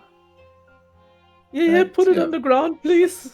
Or I will get it. She drops it at your feet, and then Yusefka turns to Visceral and Filth and goes, "He's a weird one, isn't he? I think he's a bit, maybe a little bit blood drunk. Did he take too much blood when he was out?" Yeah, he did. He had some old crusty blood. Yeah, he had some crusty stuff. This is why you never drink crusty blood. It's never good for your mental health. Gaslighting him. Oh, I have you some blood. I have you some blood from an old one. It's okay. It's totally fine. Are you offering Yusefka the blood of the old one? No. I just say it, and I just. Okay, as you say that, she snaps round, and the head kind of like jiggles as you say that, and she like angrily like at you like that. Who knows what she's saying? What is she saying? I take a step back. I take more than one step back to the door. Okay, she seems angry at you. So what's in my pouch? You open up, there's some gold in there, and there is what seems to be an antidote of some sort. Oh. Antidote? A kind of pale, gooey liquid. It's the same thing in my pouch as well. Yep. Everyone's got the same. So at this point, you guys are feeling kind of fatigued. The blood administration is well and truly worn off. You're starting to feel a little bit rough around the edges. Your bones are sore. Your skin kind of aches. You're starting to feel a bit not right. And she looks at you two and she's like, "You better take it fast." Well, I don't trust this thing. No. I will take it outside of the room. Okay. I'll just take my stuff. He's seeing ghosts. What's wrong with him? I'll take me antidote. Yeah. And I'll pop me blood vial as well. Get me healed up quick. Cool. You seem to feel. Okay. You seem to feel. Yeah. Right. When I look at the potion, the antidote, does it look like just like you said, like the white type color? It kind of looks weird like the about it? same Okay. stuff that was coming out of Abritus when you were killing her. Oh. I see him drink it, and I'm like, I guess I'll follow suit. And I like drink Yeah. the And potion, like watching her. The creature seems to be like as you drink it, like nodding at you. Yeah. Okay. All right. I guess the rah was her saying, "Drink it fast. You're not looking Yeah. too good." So I have no idea. I'm just like doing the whole thing when like someone talks, you don't know what they're saying, or they're too quiet, and you just go, yeah. Fascinating. So she just kind of goes, the Yusefka kind of figure goes, right, well, if the rest of you don't want to take your antidotes now, you can always take them later. However, I do advise taking them within the hour. You will start to feel terrible and potentially some side effects if you don't take it rather quickly. But yes, thank you very much for your assistance. It was lovely working with you. And perhaps on the next blood moon we might get you back for some more hunting. Yeah, okay. Look. All right. Yeah. Where's the? I don't know if you said, so I just kind of nod along as they talk. you can hear the other two hunters like speak to her. Exactly. You know? I hear what they're saying, and I'm kind of like picking up context clues. Yeah. Yes, if you just would like to go back through. Oh no, wait, actually no, that'll take you out to the crypt.